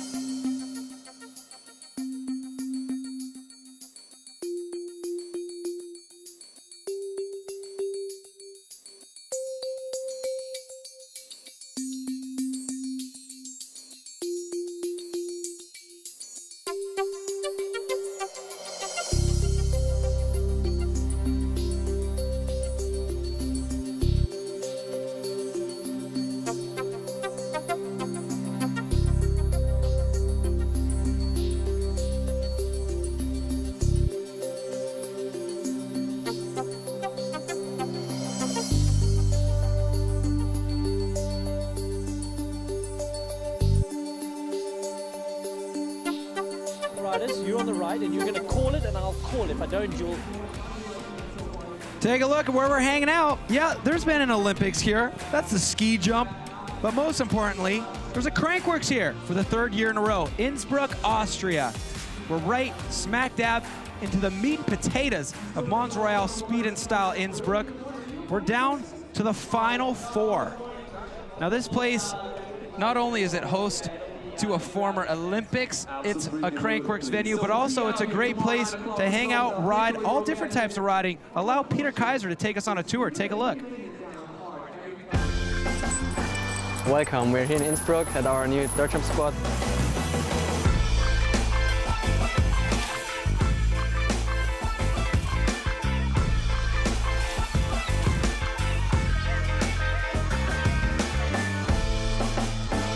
So basically in Innsbruck we have a big BMX scene, and the crew is around for quite some time now, and they kind of got things going with that place here, and yeah, the city gave us that property, and we've been here for like 2 years now, and yeah, things starting to shape up and are running great now, so it's good fun. I mean, it definitely makes for a good training facility here, and the dirt park here is kind of just a good place to come together, like all the students who are like riding and all the BMX guys, we're just summing up here and having a great time.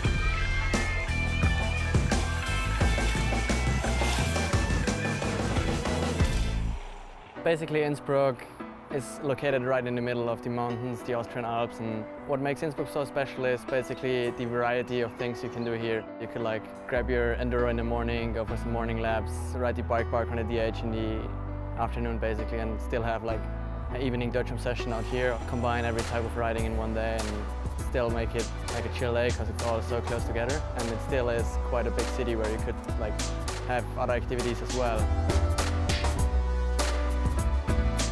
Crankworx for Innsbruck was like a good start to get like the community going and like the whole bike scene going at some point. There has been like a big scene before, but it still was a kind of a kickstart to get trails built, get other projects going, get people involved in general.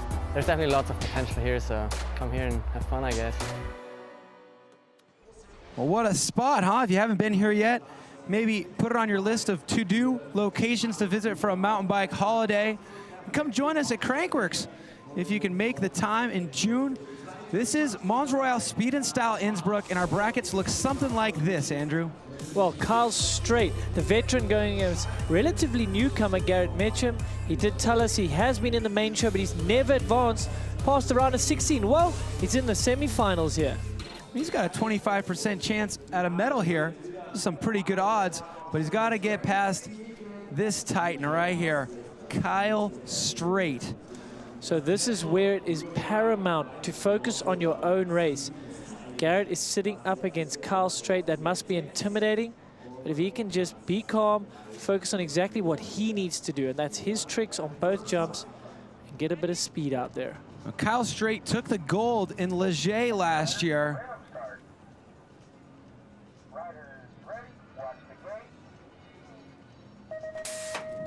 Powerful Kyle Straight. He's out with a bike length lead already.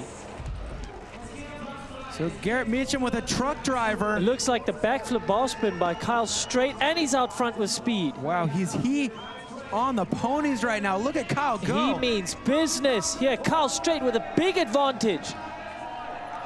The big double tail by Kyle Straight. Oh, and then Meacham getting that variation, the backflip bar spin to 1 foot can, getting tangled in the finish line corral. So Kyle Straight riding like a man possessed. Like I said, is this going to give him the confidence he needs? He took out #1 seed Lemoyne, came out swinging here in the first heat of the semifinals. So Kyle Straight, huge advantage on speed there. And he had the tricks, backflip bar spin up top. And the double whip down at the bottom. Let's talk about speed, Andrew. What was it that Kyle Straight did so right in order to get such a huge advantage across that finish line? Well, he's opting for a backflip on the first jump, which you can do pretty much at race speed, and he's carrying great pace here through the, oh my goodness, keeping low through the rollers.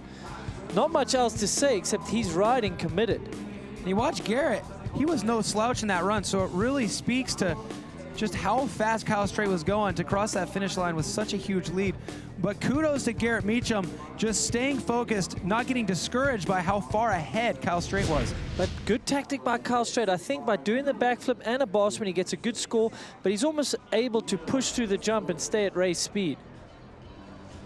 So Straight will have that advantage going into their next round, but right now it's all about the old friends, Sam Reynolds and Martin Söderström. These guys have competed against each other so many times, not only in this discipline, speed and style, but they shared podiums in slopestyle a lot back in the day. And don't let that handshake fool you. Both very humble riders, but when this gate drops, it is all to play for. We know how competitive they are.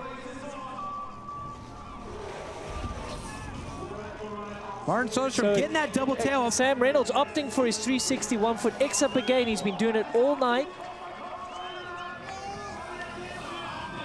Sam Reynolds not able to pull ahead as much as his other competitors on speed. Backflip no hander by Sam Reynolds. 360 table for Martin Söderström. The judges love it when he clicks that bike flat. Let's see what they score him. There's a lot of room for variables here when you do a 360 tabletop. The judges really analyzing how flat that bike is, called tabletop for a reason. So Sam Reynolds, he's bouncing back from injury here. It's his first major competition. Martin Söderström also been doing a lot of injuries in his career. Wow, there's not much in that, Cam. 0.04 of a second separate these two riders once we've crunched the numbers and calced in those trick scores. Sam Reynolds with the advantage. Let's take a look back at our slow-mo replays. So, 1 foot X up, Sam's been doing that all evening. He knows it scores him a 98. Martin Söderström with that double tail, feet right back to the pedals, eyes up, checking out those gates. Sam Reynolds with his tuck no-hander flip. Martin Söderström with great extension on that 360 table. Take a look here. That bike is flat. That's the difference between the minimum 360 score and a little extra. They scored so similar on that bottom jump, a 0.99 and a 0.98, and only 0.04 of a second separating them after the tricks have been calced out. We'll take a look at the bracket. Sam Reynolds will turn his name yellow. He has the advantage over Martin Söderström going into their second run in their semifinal heat. Kyle Straight with the advantage over Garrett Meacham. Kyle Straight's looking like he's absolutely on fire today. That is, he's hopped up. He's got some energy. He's up by 1.66. Big margin to pull back for Garrett. That's actually going to make it difficult for Kyle Straight going into this next run because he's going to have to decide, do I have to do these difficult tricks? I have such a big advantage, and it's tough there. You know, the double whip and the backflip bar spin are working for him. It's almost going to make it more difficult if he switches it up to the more easy tricks. Exactly. Sometimes when you have a big lead, it's tough to defend it, but I think Kyle Straight should come out and do that backflip bar spin he's been doing on the first jump all afternoon, all evening here, and it really pays off. So Kyle Straight currently sitting in 8th place in the King of Crankworx overall standings right now. Now, what is this King of Crankworx overall standings all about? Andrew, explain. Well, we've got 3 stops around the world, and you can enter any competition or all of them all season long. You're going to tally up your points, and at the end of the season, we are going to crown a King and Queen of Crankworx. There's $25,000 up for grabs for the women and $25,000 up for the man. It really is a true test of who's the best all-around mountain biker on that year. Last year, the best was Sam Blankensop for the men. He won that crown, and Jill Kittner for the women. Now currently, Keegan Wright is sitting at the top of that leaderboard, but don't expect him to be there for very long. He's not in the competition today, and a lot of valuable points up for grabs. 100 points going to the winner of Speed and Style. Now, for the women, Via Verbeek, she's been unstoppable this season. Her gap is sizable, and those women are all eyeing her up for the downhill tomorrow, trying to chip away at that lead she has.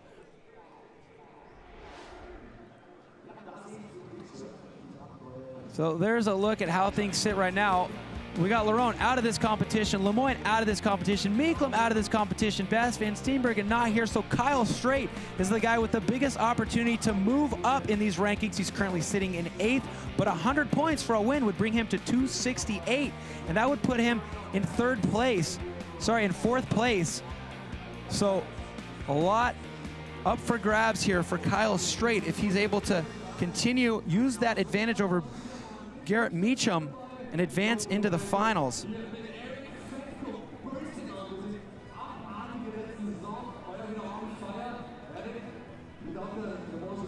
Well, great crowd on hand here at Innsbruck. We love holding these events toward the evening. Everybody's hanging out, making sure they're keeping that beer garden in business. We're back to business now. Riders in the gate, Garrett Meacham trailing Kyle Straight by 1.66. I'm really interested to see, Andrew, if Kyle Straight goes for the backflip horseman and the double whip here, knowing that he has such a huge advantage. It's almost harder to have to make that decision when you're not backed into a corner. You know, you go, well, do I just take it easy? But sometimes that's when bad stuff happens. Well, exactly. We heard from Mitch Robalotti. He thinks, well, when you're thinking, you're losing. So, Kyle Straight, can he just stick to his game plan? The backflip horseman scores well and is really quick at the top. Look for him to stick to that. What will the decisions be here for Kyle Straight? They hit the first jump. Yeah, he's got that on lock, so he's stuck with that, and he's out front with the speed. Now, maybe this is where he listens to a bit of your advice, Cam, and maybe he pulls back on the double double tail whip and does something else. Well, Garrett charging. He's got a 126 on the top jump. That double whip for Kyle Straight.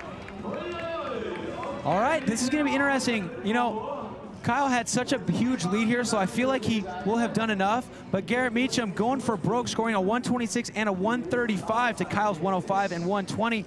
So he will chip away at that, but without crossing the finish line both times, it's going to be tough. Kyle Straight advances. So there you have it.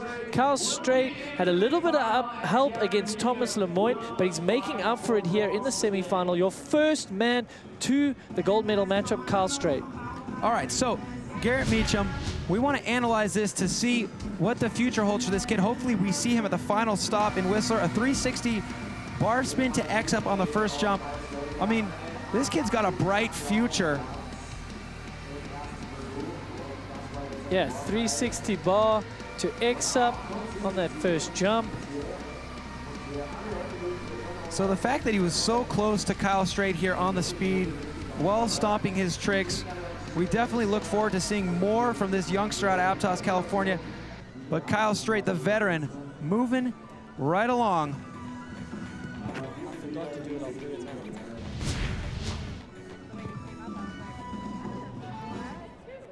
So, who will Kyle Straight face off against? And allow me to remind you that Garrett Meacham, yeah, he's not going to move into the gold medal round, but there's a perk to making it into the Final Four. If you get out right now, you have an opportunity still for a bronze medal. All right, well, Darren Bearcloth is hanging out at the top of the course. Let's throw it up to him. All right, folks, we're here with Sam. How was that last run, bud? Well, just wicked to be out there with old Martin, you know, like he said, yeah, it's cool to be back with the old slopestyle boys, and yeah, to race Martin is normally a pretty scary thing, and yeah, I think it was like 400s or something between us, so we're back to the start again for round 2, and yeah, having the time of my life. Nice. You got anything up your sleeve you're going to throw down on some of the jumps? I'm still not so confident after the old wrist, you know, so I'm just trying to go for speed today. Yeah, actually, I have a lot of experience with injuries myself, so I know what you're talking about. It's not easy to get back on the horse and, you know, get things going. You have a lot of fears and stuff that's going through your mind, so I feel ya. Game, yeah, big old mental game, and I'm just not ready to crash yet, you know, so I'm trying to go for the speed rather than the tricks. Yeah, we'll see. There you go, boys. Back to Cam. Thank you. We're getting attacked by a spider here, Darren, so thanks for holding down the fort. We've got rid of the spider. Things are all good now. But yeah, like Darren was saying right there, it's so incredibly impressive for Sam Reynolds to already be back on form after 4 months since that wrist injury. Now, Kyle Straight solidified himself a spot in that gold medal round. Garrett Meacham still has an opportunity to get that bronze, but who will they be meeting up against? This next heat will determine that right now. Martin Söderström, left side of your screen, going up against Sam Reynolds. Sam Reynolds leading this matchup, but not by much. 0.04 of a second. That's a blink of an eye. No, really nothing in it here. So Mons Söderström, riders right, Sam Reynolds, riders left. Söderström qualifying in second, Sam in third.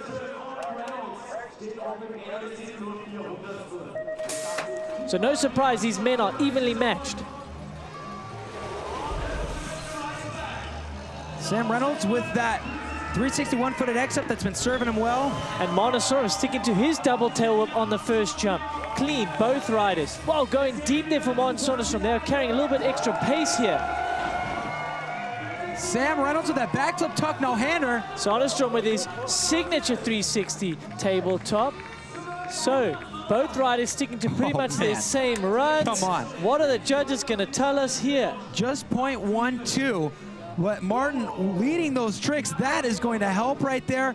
Is it going to be enough? It is. Martin Söderström knocking out Sam Reynolds. Martin Söderström will meet up with Kyle Straight in the gold medal round. So Sam Reynolds relegated to the bronze medal matchup, but it's not all over yet. He can still bounce back and gain a medal for himself, but that is great for him just to be in the final 4, coming back from injury. But what a final we have. Kyle Straight, Mons Söderström, some of the most experienced riders in the field, and the newcomer Garrett Meacham against Sam Reynolds in the bronze medal matchup. Well, there we go. Our finals have been set right here. We're going to find out who the medals go to shortly. But if you're enjoying what you're seeing here, all this two-wheel action, well, you might as well stick around on Red Bull TV and see if 4 wheels tickles your fancy. Take a look at WRC. We're here on the stunning island of Sardinia for round 8 of the World Rally Championship. Now the top 3 drivers, Sebastian Ogier, Oyt Tanak and Thierry Neuville, separated by just 10 championship points. Trust me, this weekend is going to be an absolute screamer, and you can watch it all right here on Red Bull TV. Now if you're watching in the UK, it's 9 o'clock Friday night, Saturday night, Sunday night, 10 o'clock CEST. Do not miss it. So there we go, racing action of all shapes and sizes and wheel configurations for you here on Red Bull TV. Of course, we're right in the middle of Mons Royale Speed and Style. Our finals have been determined. Straight going up against Söderström for that gold medal. Meacham and Reynolds, there's one medal to be won there. Who's gonna take that bronze? This is what we're all waiting for here, Andrew Nadling.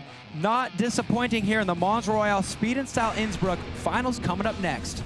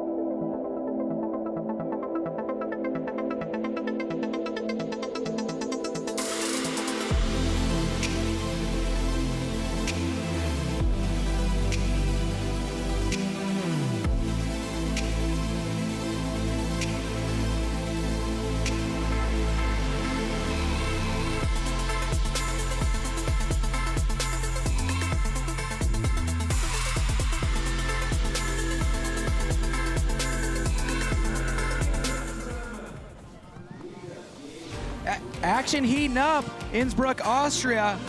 We're down to our final 4 here in Mons Royale Speed and Style Innsbruck. The crowd is soaking it up. They're done riding the hill for the day. There's some kids riding around on the pump track, but everybody's excited to see who's gonna take the gold in Speed and Style. Andrew, I mean, a cast of characters out here, 1 new face, but 3 absolute established champs out here. Somebody's gonna add to their medal collection today. Well, Kyle Straight, the winner in Leger last year. Martin Söderström, no stranger to the podium, second at Rotorua at stop number 1. And Sam Reynolds notched up 3 podiums last year. Can he take down the youngster, Garrett Meacham? That's the big question. We saw a big upset at stop number 1 in Rotorua, but it's all about landing those tricks, keeping your eyes up, and being as fast as you can through those timing sensors. Now, you're the race expert, Andrew Needling, so take me to race school.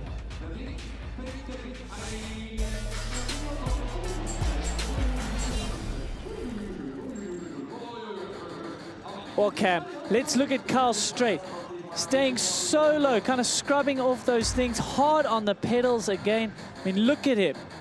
He's just absorbing that lip and staying as low as he can there. So that's his technique through those rollers. Let's see how Martin takes it. Then Söderström, he's opting on that first roll, as you saw. He's going to keep his back wheel on the ground. He's driving his hips and his feet down and trying to gain momentum by doing the manual. So 2 different ways to do the same section of track. Generate speed at all costs here. Martin Söderström putting those long legs to work. You got to think pumping the backside of that roller's got to help. But Kyle Straight, I mean, you see some people reaching to double those. Kyle Straight scrubbing, showing how much speed he's carrying through that section. And that is how those two have found themselves where they sit right now in the gold medal matchup. One's going to add to their trophy collection. The bronze medal is going to go to either the youngster out of California, Garrett Meacham, or Sam Reynolds, the guy who had 3 podiums last year's season. He's come back from a big wrist injury to be here again at stop number 2. Well, they're loading in the gate right now. Garrett Meacham on the left of your screen, Sam Reynolds to your right. And you know, when Garrett Meacham woke up this morning, this is where he was hoping he would find himself, still alive at this point in the competition. But it's definitely his first time in a bronze medal matchup. Yeah, first time advancing out of the round of 16, straight through round of 8. He's found himself against Sam Reynolds. Now, Sam Reynolds says, you know what? He's focusing on speed. He's not willing to risk it. Now, Garrett Meacham, he's a youngster. What is he willing to throw? You're right. Sam's kind of has his tricks, and he's sticking to them. But Garrett's been fluctuating a little bit. He's been consistent. Let's see.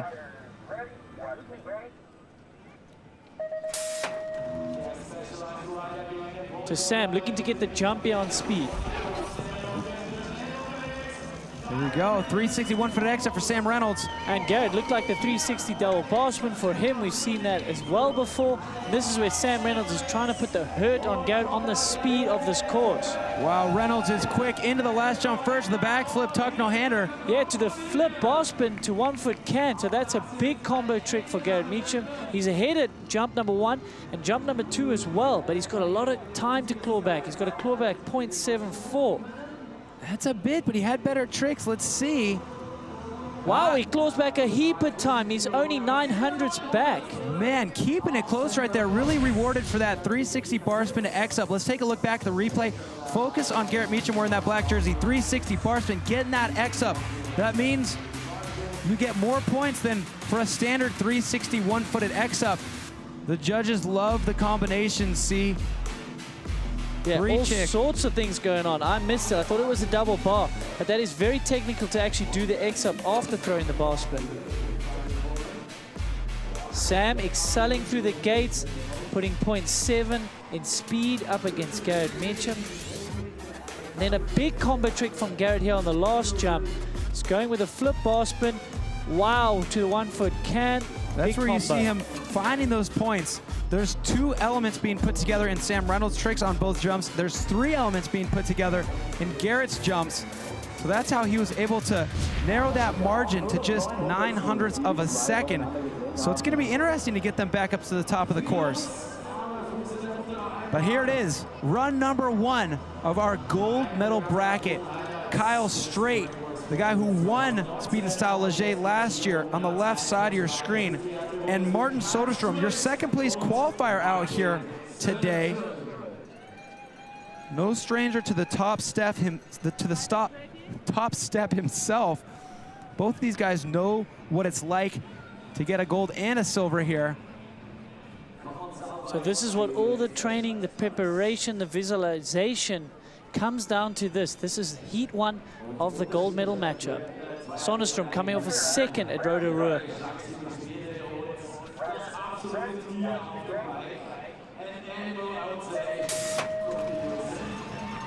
So neck and neck out the gate into the first jump. Söderström with that double tail whip. Carl Straight sticking to his backflip bar spin, but he's a bit down on speed, but this is where he makes some of it up. Söderström equally fast, qualifying in second, so we know how good he is. Oh, neck and neck into the final jump. 360 table for Martin Söderström. And a flawless double tail by Carl Straight, straight to the pedals, pedaling through the line. Wow, this is the cream of the crop right here. This is what speed and style is all about. Two riders with so much speed, landing their top tricks side by side, getting right on the pedals and sprinting through that finish line. Take a look at this differential here, 1/100th of a second. These are the best riders in the world, on top of their game, throwing some huge tricks, all while trying to go as fast as each other, next to each other. That is one of the tightest heats we've ever seen. Now these guys have definitely been in brackets together before. Let's hear from both of them, Michaela. All right, so you, whoa, hey. Almost fell over here, there's too many tires. Yesterday you had a few big slams, but then you brought it back today, kicking out Thomas Lemoyne earlier on. How did that help your confidence levels? It doesn't really change anything. I mean, he was riding awesome, had a mistake. Hard day for him, but just trying to stay on it, try not to make mistakes. That's what speed and style is all about, you know, being smooth and doing the right tricks. How's the body feeling? Pretty sore, but tomorrow will suck. And Martin, I heard you say earlier, oh man, this is gonna be a long night. Speaking of confidence levels, you kind of caught yourself and corrected yourself, but there's gotta be something in there that tells you you got what it takes. It feels really good at the moment. Everyone knows I had my fair share of injuries, and it gets to your head. So now it feels really good, and when I see that some fans here still remembers me, it's pretty awesome.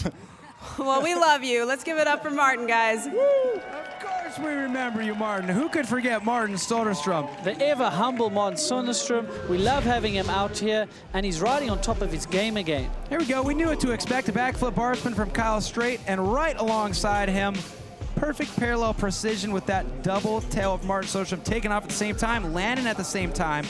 They pretty much, this was synchronized swimming at its best. And there, the opposite tactics through the rollers. Mons Söderström, he's doing the manuals. Kyle Straight, he's opting to squash the jump. Watch them land these jumps. Perfect execution on both those tricks, and then they sprint it out. This is my favorite part about this matchup, and this is what speed and style is all about here. Wow, look at that. Kyle straight to pedals, and then getting as many pedal strikes as he can. Maximize that speed. I mean, you can only fit one in right here, but it would be a crime not to try. Wow. So, 1/100th of a second separating two of the best riders in the world. We're gonna push them back to the top of the hill, switch lanes, and then they gotta go up against each other again. Kyle Straight leading out that gold medal matchup only by 1/100th of a second over Martin Söderström. Sam Reynolds leading out Garrett Meacham. One of those riders will walk away with that bronze medal.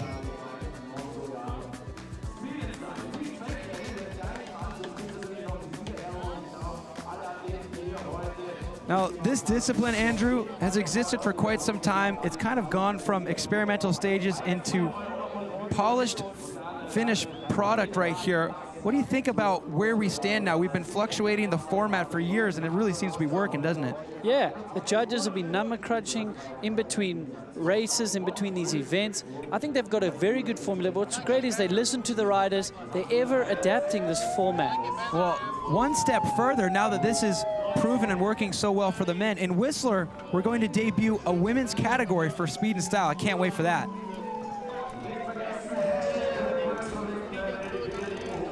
So Sam Reynolds loading up in the gate alongside his competitor, the young gun from Aptos, California there, Garrett Meacham. So how did we get here in this bronze medal matchup with Sam Reynolds having the advantage? Let's take a look back at run number 1 between Sam Reynolds and Garrett Meacham. So Sam Reynolds taking off with the same trick he's been using all day, that 360 one-footed X up. Garrett Meacham getting that 360 bar spin X up. And then Garrett Meacham keeping him a little bit honest on the speed, but Sam Reynolds so fast throughout the day. And that triple combo by Garrett on the last jump, he clawed back some of that time. It's all to play for here in Heat 2 of this bronze medal matchup. All right, let's wait for these graphics here, see what this differential is. Not much, 9/100ths of a second. Still anybody's game here. Now, Sam Reynolds coming off that injury, he's been very consistent with his trick choices. Both of these riders consistent with their execution of their tricks, but Garrett Meacham, will he try something crazy here in an attempt to knock Sam Reynolds out of that bronze medal spot? So look to Sam Reynolds to cross the line first, because he said he's focusing on speed. All right, what will the trick choice be here for Garrett Meacham? 360 bar spin, looking for maybe another bar spin or at least that X up. So he missed it, yeah, and Sam Reynolds, his signature 1-foot X up 360, and he's out front by a heavy margin here in the speed. This is looking good for Sam.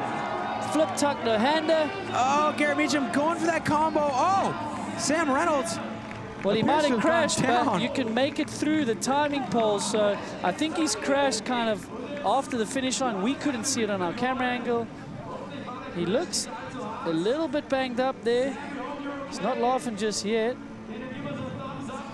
All right, well, let's take advantage of our camera angles here and take a look at what happened here on this last jump. The scores are in here. Garrett Meacham beating out Sam Reynolds on both jumps. And Garrett Meacham, he did it. It was enough. He takes home the bronze medal.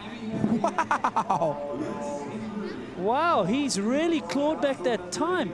I didn't think it would be enough, but that just shows you. Caution to the wind, throwing some big tricks here, and it's paid off. All right, Michaela, let's hear from the youngster. Well, apologizing for not noticing you before, but it's safe to say I think we're all paying attention to you now. Oh, I think it might be the red hair. No, I think it's your performance today. You just got bronze. How does it feel? Oh, unreal. Words don't even, I can't even think right now. My mind's going a million miles. I'm just so excited. So did you prepare differently for this one compared to your past? Just a lot of days on the bike, and then took more focus on fitness and in the gym.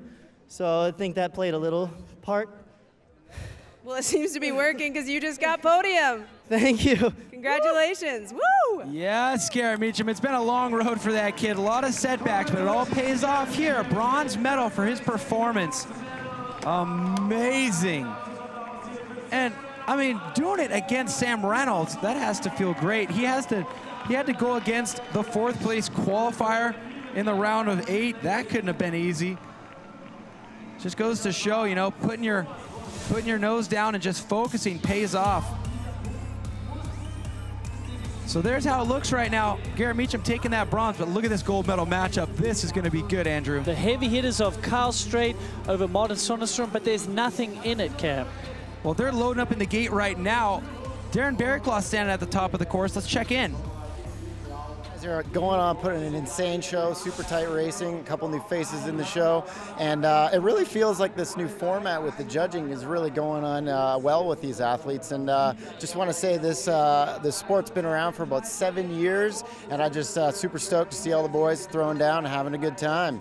Back to you, Cam. That's it, Darren. That's the thing that we can't stop talking about. The fact that it was an experiment to begin with, and now after so many changes, I mean, this is even a different format than we had just a couple months ago at stop number 1 in Rotorua, and it's even better yet.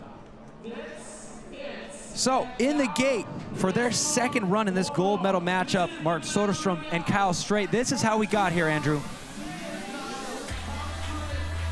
Well, Kyle Straight on the left side of your screen with that backflip bar spin on the first jump. Martin Söderström, ever quick on the speed. Look at the 2 different techniques there. And we get to the final jump. It is neck and neck for both these athletes. Kyle Straight, he's been opting for the double tail up on the last jump. Martin Söderström's signature 360 tabletop.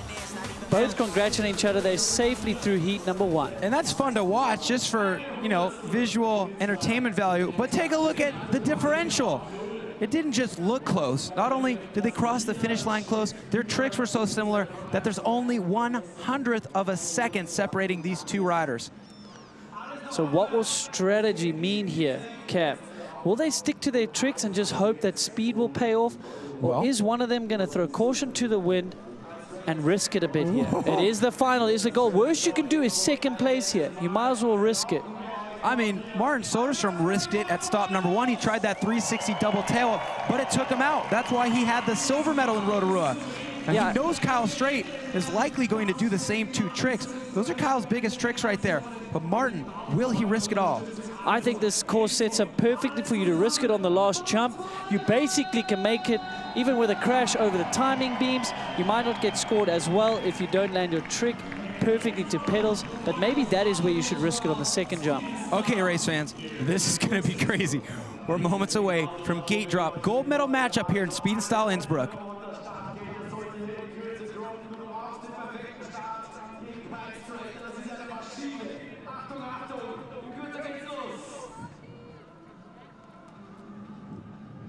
Okay, riders, random start. Riders ready, watch the gate. And months of preparation, and it's all down to this. Go, Kyle Straight! Oh, he's down! So risking something different there. Martin Söderström with his double tailpit was clean. Victory lap. A mirror image of what we saw in Rotorua. This time, Martin Söderström is the one on his bike, and he will take the gold medal. Redemption for Martin Söderström, bouncing back from injury after injury. Second place in Rotorua. It's one step better. It is gold medal for Martin Söderström. Unlucky for Kyle Straight, who crashes on the first jump. Well, if anybody knows what it feels like to crash on the first jump in the final, it's Martin Söderström. He did that at stop number 1. Now Kyle Straight allows history to repeat itself here.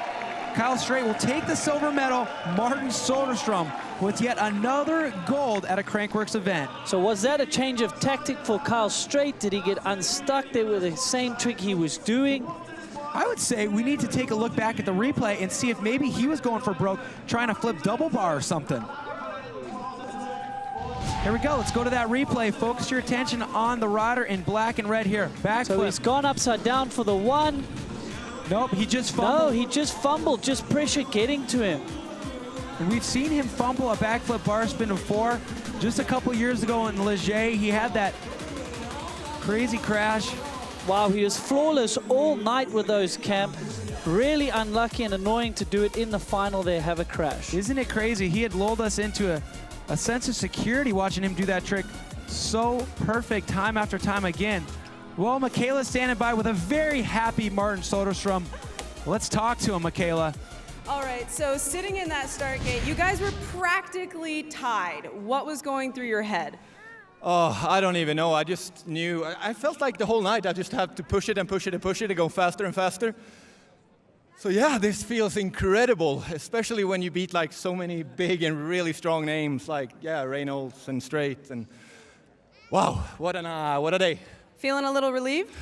Oh, can't you tell? So relieved, and especially doing it obviously in front of this amazing crowd. Thanks, everyone. Congratulations on the gold medal here tonight. Thank you so much. Woo! Party at Martin's. Yeah, exactly. Martins. We're all invited, everybody from the crowd. 10% rule. Yeah, he's so easy to root for. He's had so many ups and downs in his career, yet he keeps on coming back. And it's not rare for him to come back and take a gold. Just a year ago, he crashed during the whip-off, broke his scapula. He had to recover from that. Great to see Martin Söderström back. It seems like every time he's at the top step of the podium, we're talking about what he's had to do to come back and get there again. And always talking himself down. Very humble, Martin Söderström, trying to take the pressure off himself, but we know when he gets in the gate, he wants to win. Flawless evening for Martin Söderström, taking the gold medal. Well, we got a whole lot more to talk about. We're going to be crunching all the details when we come back. Don't go away.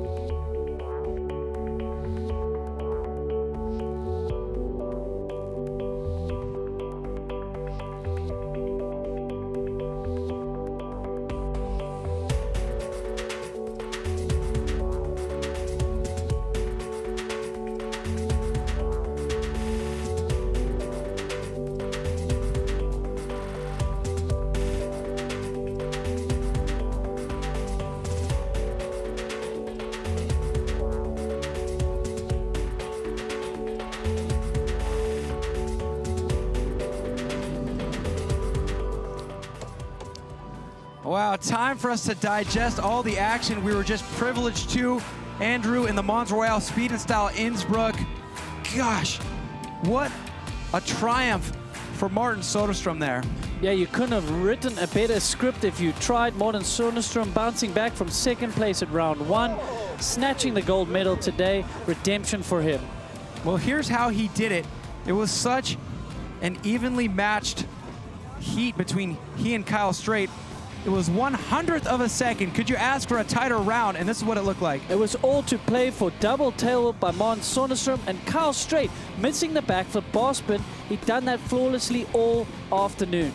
That's crazy. You know, if you've thrown bullseyes all night at the pub, at the dartboard, what are the odds you're going to be able to keep doing that? You know, that backflip bar spin was working for him so well, but lucky for Martin Söderström, he missed the bullseye when it counted the most.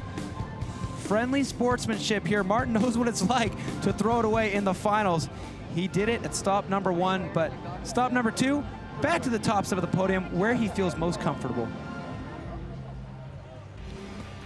So we told you it was really going to shake up the Speed and Style World Championship leaderboard, and it did. Martin Söderström catapults himself to the top right there.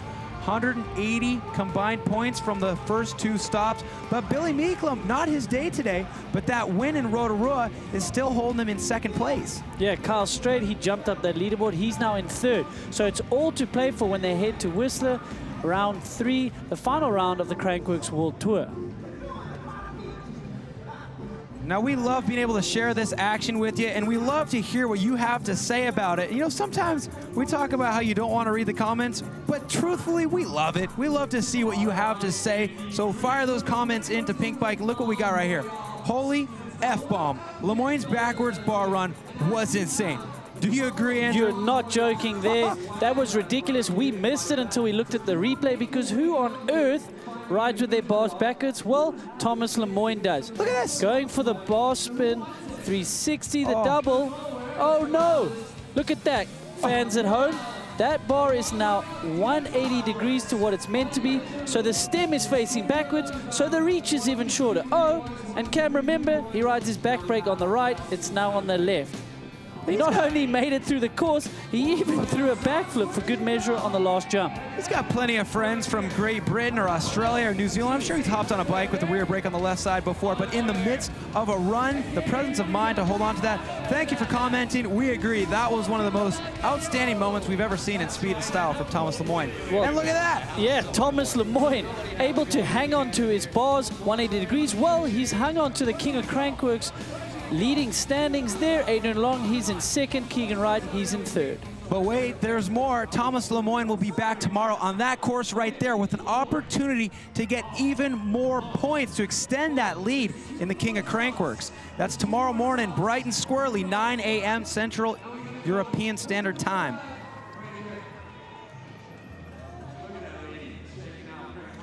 Well, what a ridiculous final here, Andrew Needling, in the Mons Royale Speed and Style Innsbruck. Final thoughts? Well, Garrett Meacham cementing his name among some of the greats. He was able to take a bronze medal. Kyle Straight confidently got through the finals but made a mistake. And then redemption for Martin Söderström, one of the nicest guys on the circuit, humble but ever so skilled, taking the gold medal. Well, I'm your host, Cam McCall, alongside Andrew Needling, Michaela Gatto, and Darren Bearcloth. Most importantly, we want to thank you for joining us, and we'll see you tomorrow morning for Slopestyle.